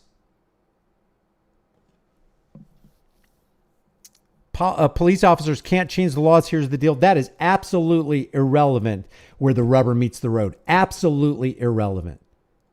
We need cops with testicular fortitude. We need cops with balls, cojones. We need cops that are going to go flip the bird at a law that's going to dare to violate somebody's constitutional right. Think bigger. You're letting the politicians off the hook. Now, because I think, you know what I think? I think if law enforcement officials were actually for the people, there wouldn't be any such thing as Washington, D.C. There wouldn't be any such thing as politicians creating laws that ruin our lives, that take away our money and our hard-earned labor, that violate property rights, that jeopardize our lives. Joey Simpson says, here's the deal. That site likely is following New Jersey state law, which I am sure has been challenged in federal court. Long Island Audit says Joey Simpson 100%. That's irrelevant because it doesn't matter what the law is. If cops like this captain right here are actually going to work for you and be your servant, they would flip every single law off that violated constitutionally protected rights. I said, I didn't say I hate him, and I don't personally hate any cop, but I absolutely hate what they do. And it's definitely hard not to hate him. I mean, my gosh, if somebody flashbanged my kid and he was deaf for the rest of his life, I wouldn't have any love for cops. And, you know, people are saying, well, you're broad brushing because there are some bad cops and there's some good cops. Every one of the cops took a hypocritical, not Hippocratic oath, but a hypocritical oath to protect two contradictory laws: the Bill of Rights and the laws of the state. And there's a lot of laws of the state and the federal laws. Like any cop who's upholding and carrying out the drug laws is he's a tyrant. He is an absolute tyrant. But drugs destroy communities. Not as much as cops do. Not as much as prison wardens do. Not as much as the prison industrial complex does. Not as much as politics does. Isn't it funny how the government will eliminate competition to where you can have a CVS or a Rite Aid or a Walgreens pharmacy peddling their drugs, but you can't peddle your drugs?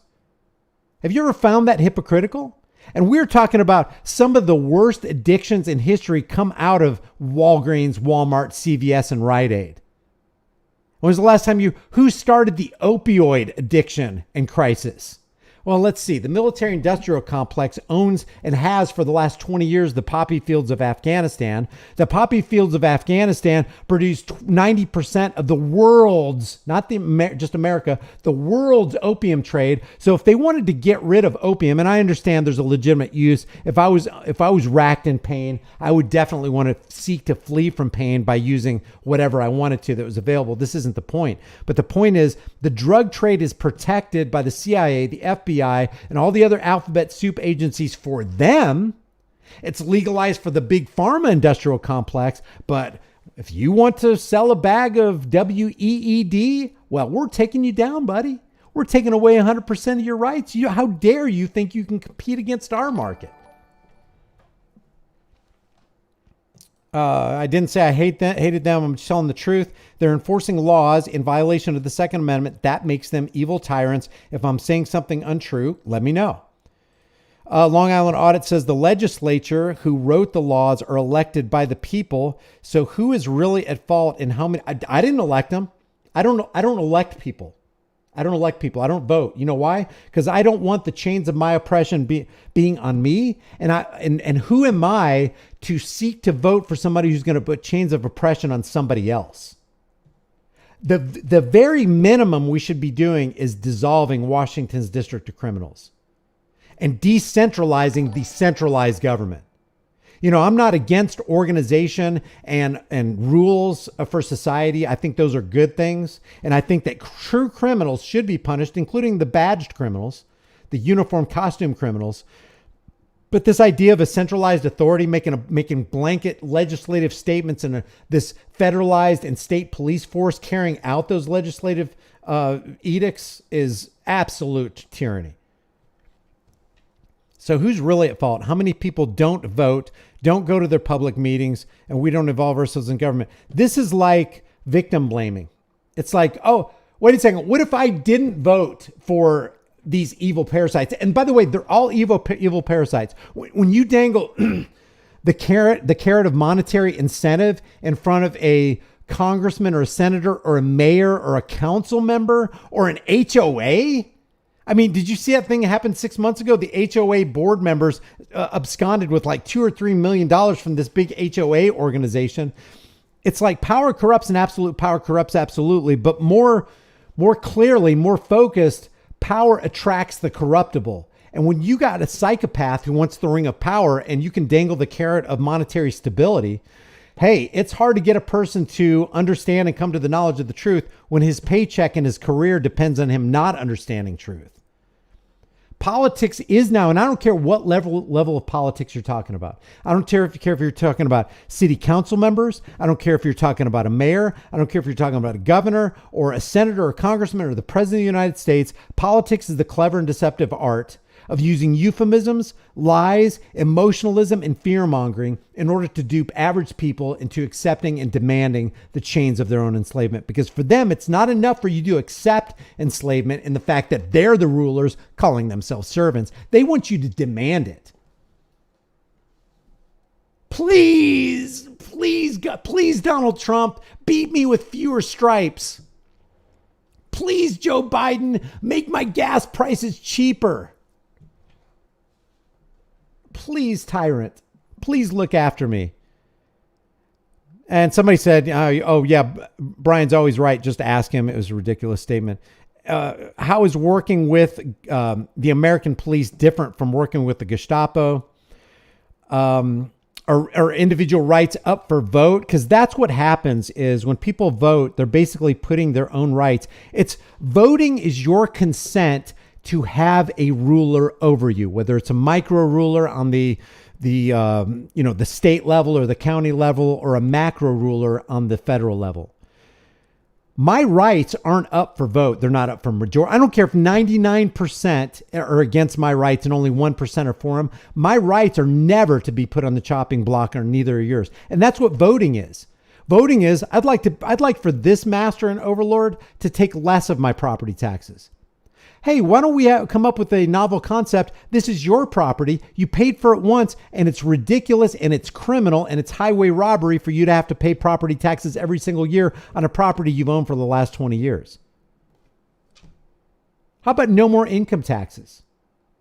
How about no more Internal Revenue Service? They got what it takes to take what you've got. Long Island Audit said, you're really comparing the American police to the Gestapo? I'm sure if you actually lived in the time and area where the Gestapo was, you wouldn't make that comparison. Let's ask Daniel Shaver, what was worse, Nazi Germany or the Mesa Police Department? Let's ask Johnny Wheatcroft, what was worse, the SS and the Gestapo or the Glendale Police Department and Matthew Schneider? Let's ask Tyree Nichols, who was worse, the Gestapo or the jump out crew from Memphis? You know, except for Johnny Wheatcroft, he probably wishes he was dead. But Daniel Shaver and Tyree Nichols, they didn't make it through the experience. Dead is dead. Jailed is jailed. Tyranny is tyranny. There may be different levels of it. You're going to get a more intense level in North Korea or communist China, or California, New York, and less in Oklahoma or Texas. But tyranny is still tyranny. And when that tyranny ends up in the death of somebody, or it ends up in a Kevin Strickland or a Schaefer Cox being jailed for the rest of their lives, or Ross Ulbricht, or Julian Assange, who's just out there speaking the truth, try to convince them that the American police are less than the Gestapo, or that no, Brian. There's Daniel Shaver's going to no. There's a vast difference between the Mesa Police Department and the Nazi SS. He's dead. You can't get worse than death. Are you really comparing the American police to the Gestapo? Yes, I am. Yes, I am. Don't you think that the Nazi SS walked by certain houses while they invaded others? I guess that person who was, ignored by the Nazi SS felt kind of special, and he felt like, well, this tyranny's not that bad. It's probably worse in Hong Kong. There's always going to be levels of tyranny within the tyrannical place that you happen to be in, tyrannical country you happen to be in. When the Reichstag fire decree went into effect in 1933, Hitler took total control, and his brown shirts went through the streets and just wreaked havoc. How is that any different from the Louisiana Police Department and the reservists going house to house, confiscating property and jailing people for protecting their own property? It's not. It's not different. How is it different from a no-knock raid? Tell somebody who's been the victim of a no-knock raid. Ask them, hey, what was worse, Hitler's Germany or the Houston Police Department, Dennis Tuttle and Regina? What was worse? Oh, we can't ask them because they're dead. They're as dead as anybody that was killed by the NAZISS. So yeah, I am comparing the American Police Department and showing you proof that there is no difference between the thin blue line and the swastika. No difference. I'm sure if you lived in Nazi Germany, let's see, The enforcers should be obeying the enforcers should be disobeying every unconstitutional law that is repugnant to the Constitution. If anybody disagrees with that, let me know. Yes, there are many incidents of extreme tyranny. I've covered it and see myself firsthand out in the streets. I have seen it firsthand out in the streets. But to compare the entire police force in America to the Gestapo is disingenuous. I mean, is it really? Is it really? Put a one. Well, no, I don't want to put anybody on the spot here. I was going to say put a one if you think that the American police force is as bad as the Gestapo. I wonder how many people have died under the drug war since 1971. Don't you wonder that? We know that there are 2.1 million people in prison, and most of those are in prison for mere possession. We know people have gotten their lives literally ruined, driving people to suicide just because they were treated as a felon for having a bag of weed or some shake on the floorboard of their vehicle. How many people do you think have died since 1971, which is what, 53 years ago? How many people in the last 53 years have had their lives ended by the Thin Blue Line cult, the Gestapo American police cult, just under the drug war, not counting civil asset forfeiture? We know $14.1 billion is disappearing from our pockets under civil asset forfeiture from this great American police force. I mean, did the Gestapo collect that much money? I don't know. 53 years of utter despotism is going to be pretty hard to beat. So if you're talking about in sheer numbers of lives ruined, because the SS, when Hitler came to power, he was not, it wasn't even close to a decade that he was in power. We were talking about over 5 decades of American policing and vilifying and criminalizing human beings under the auspices of the war on drugs. How about how many people have died under the war on terror? So he's saying I'm being disingenuous. Do you guys believe I'm being disingenuous by comparing American police to the Gestapo? Murder and robbery is murder and robbery regardless of the uniform or country. I think everybody can agree with that. Tyranny is tyranny, whether it's under the swastika or the Thin Blue Line flag. Anybody disagree? Long Island Audit says tyranny is tyranny no matter the flag is under, what flag it's under, but there are levels of tyranny. Here's the deal. That's why I said your comment is disingenuous. Leroy Truth says, for the people who are sharing the broader perspective of police, I don't disagree that there's a major problem. Many of you have seen my videos holding them clearly accountable, however.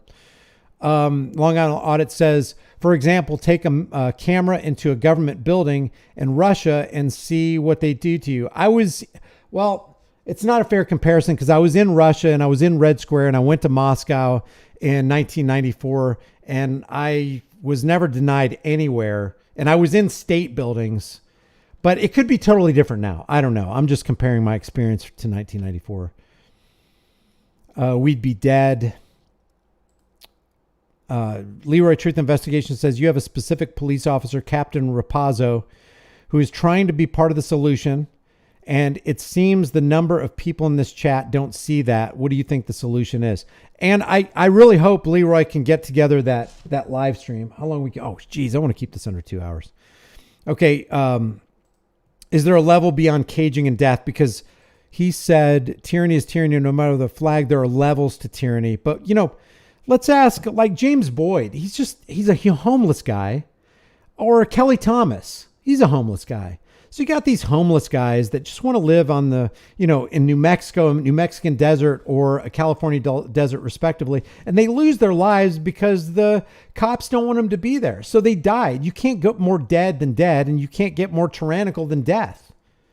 And on the alive part, you can't get more incarcerated than incarceration, being put in a cage for 43 years for a triple homicide you absolutely did not commit. Schaefer Cox is in Terre Haute, Indiana, in something called a CMU, a Communications Management Unit, which is reserved for the worst offenders. And all this guy did was call out PEDO stuff in the higher echelon in Alaska. He's been there for the last 9 years. He's going to serve a 26-year sentence. I would say that on the live side, you can't get more tyrannical than that. And he just represents a whole lot of people who are in prison because the Thin Blue Line cult decided that this is how it's going to be. I got a serious problem with this stuff. That's like comparing any American president to Adolf Hitler. Just doesn't make sense. How many people did Nixon initiate the killing of under the drug war in 1971? I would venture to guess that it's far more than any destruction Hitler did. Who did FDR sit with as they were creating the Allied forces against Germany? He sat with evil Churchill and evil Stalin? Stalin racked up a body count higher than Hitler, but FDR and Stalin are going to unite against Hitler? It's like comparing American president to Adolf Hitler. An American president sat with somebody and united with somebody worse, if you want to go by body count, than Hitler. Unbelievable, man. At the word of him, he is called the leader of the free world. At the word of an American president, they can bomb Nord Stream 2 and cut off the gas supply for tens of millions of people. Hitler didn't have near that power.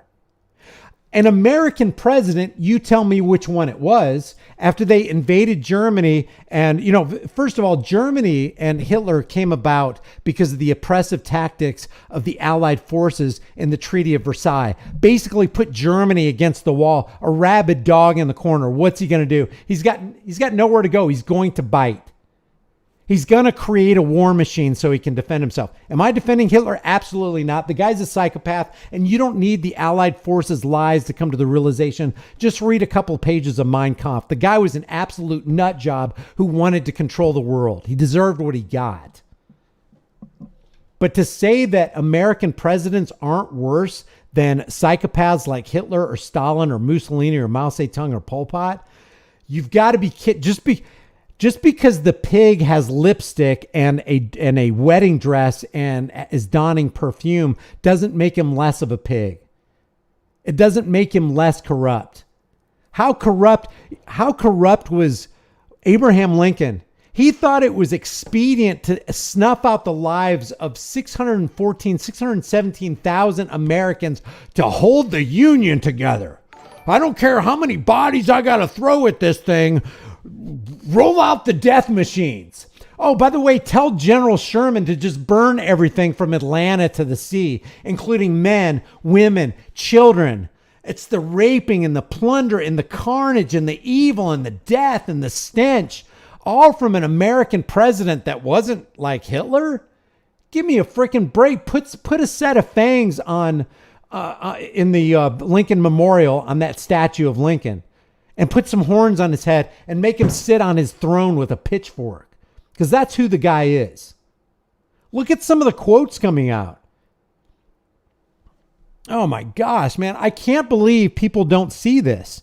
Of course, American presidents are just as bad as and worse than Hitler. Oh, this is what I was going to say. After the close of the German regime, guess what our American president, name the president, guess what he did? Guess what Operation Paperclip is? And guess how many Nazis, outright war criminals, we brought on board to become citizens of the United States, working for the United States government so they could create more destructive war machines.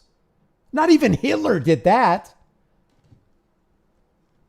Our president, our Congress, our intelligence agencies were privy to the fact that we were hiring Nazis under Operation Paperclip, en masse, by the way, giving them 3 hots and a cot, putting them in labs for hours so that they could create something that's going to snuff out 165,000 lives in one shot in Hiroshima and Nagasaki.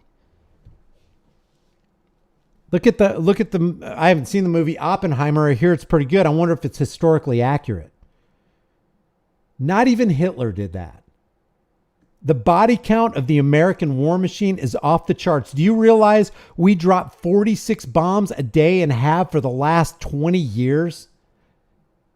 In Afghanistan, in Libya. And if anybody comes against the US dollar like Gaddafi did and Saddam Hussein, oh, they're going to march their troops in, not because they care about spreading democracy, but we got to re-secure the American dollar. We can't let Gaddafi have the gold-based dinar, and we can't have Saddam Hussein going over to the euro.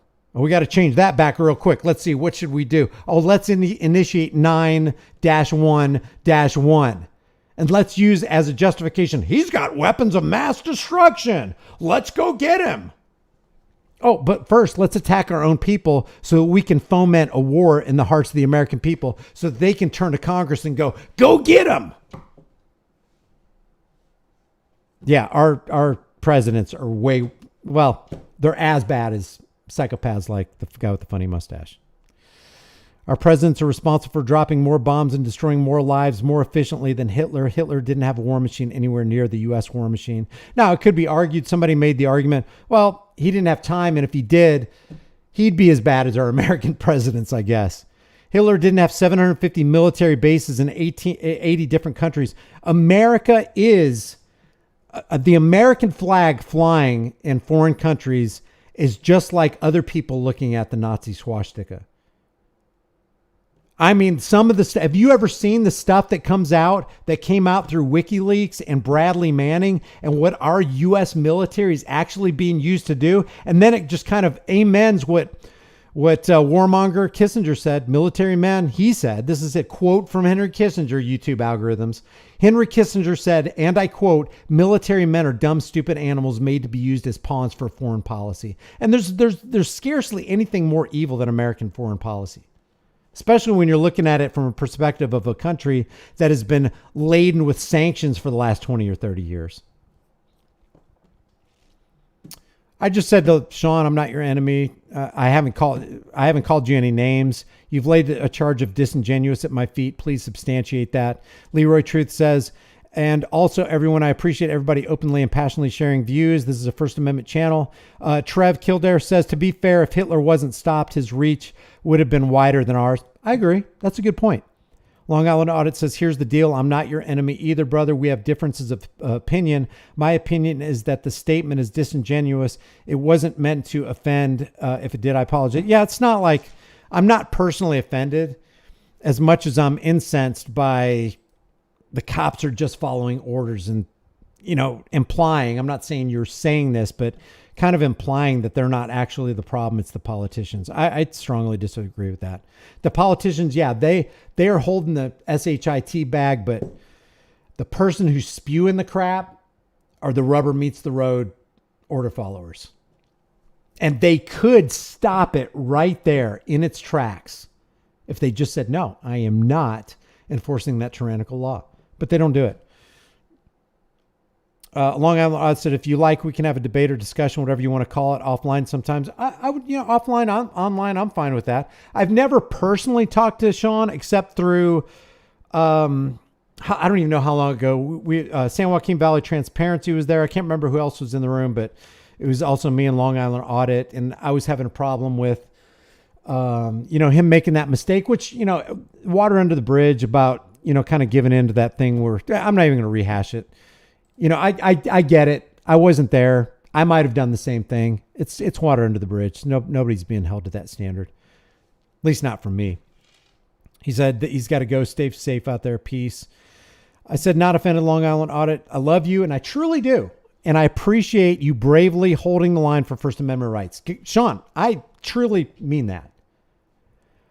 I view you as an asset to the march against tyranny. And he is. And if you're not subscribed to Long Island Audit, check him out. If you're not familiar with him, which I'm sure most people are, I'm a little microplankton in the sea of First Amendment auditing.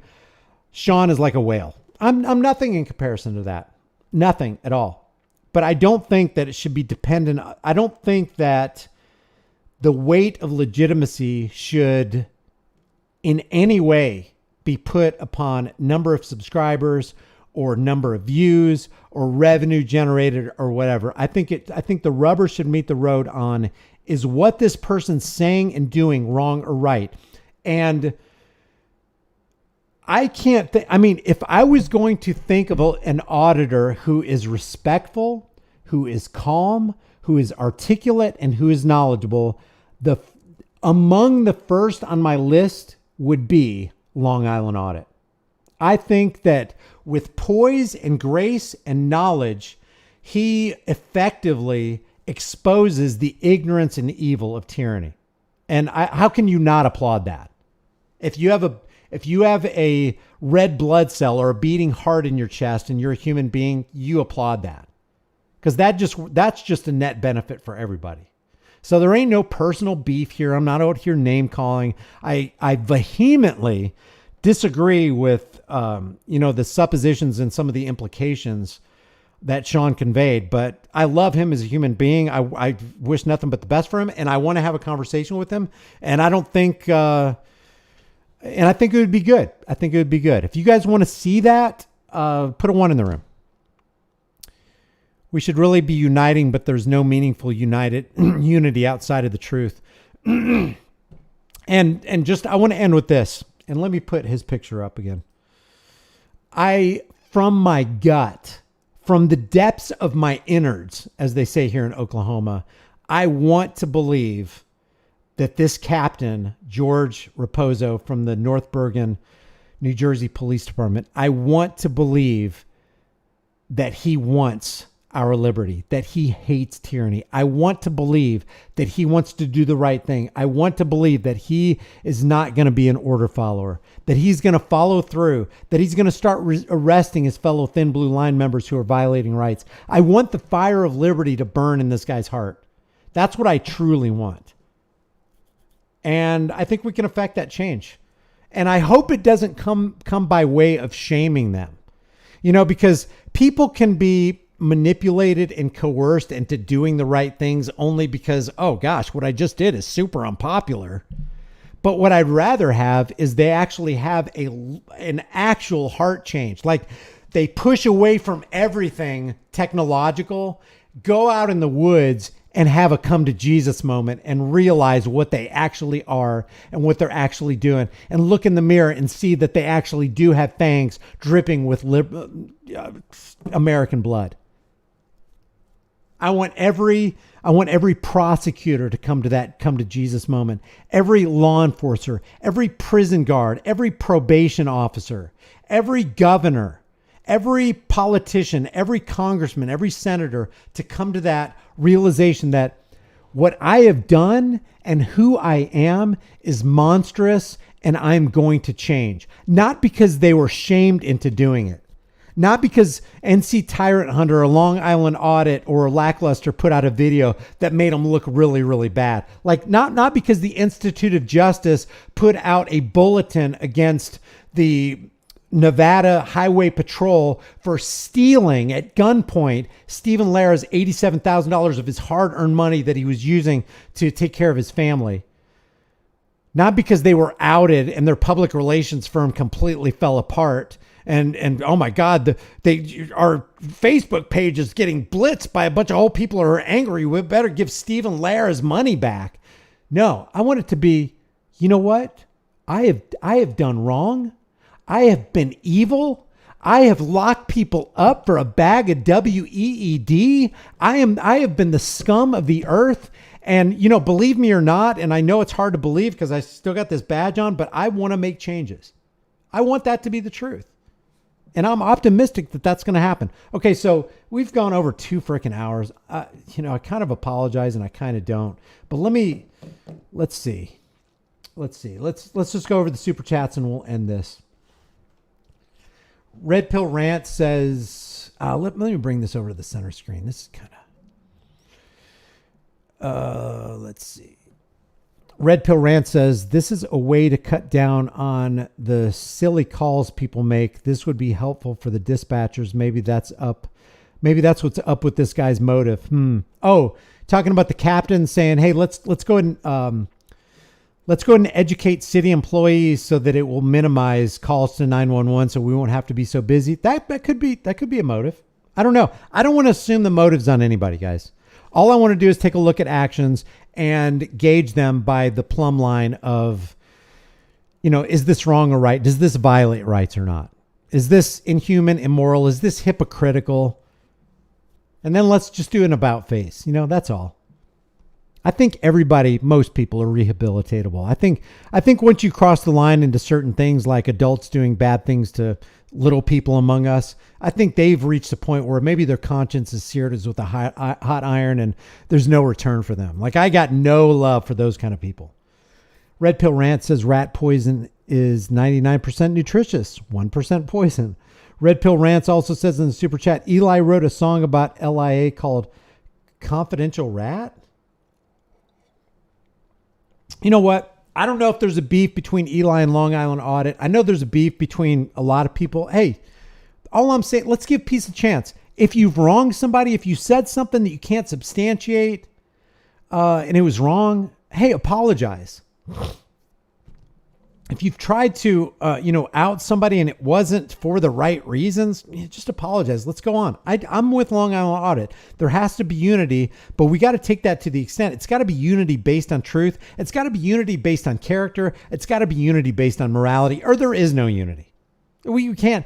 The only way you can stay together as a cohesive movement is if the glue that holds you together is the glue of the moral high ground. That's the only way to do it. And we know what right is and we know what wrong is. And that's not up for debate. That's not subjective. It's all objective and provable. All you got to do is ask yourself one question. Is the action that's befalling me through this badge law enforcer the same action he would want on him 100% of the time? No, it's not. Well, no, I can't say 100% of the time because there is some times where cops are caught doing good. Sometimes they do end evil and they catch bad guys and they put an end to violence. And we got to be willing to admit that too. BIP Solar Bear says debate between Long Island Audit, Brian, Rogue Nation, and James Freeman is needed. Debate. I think we're all on the same team.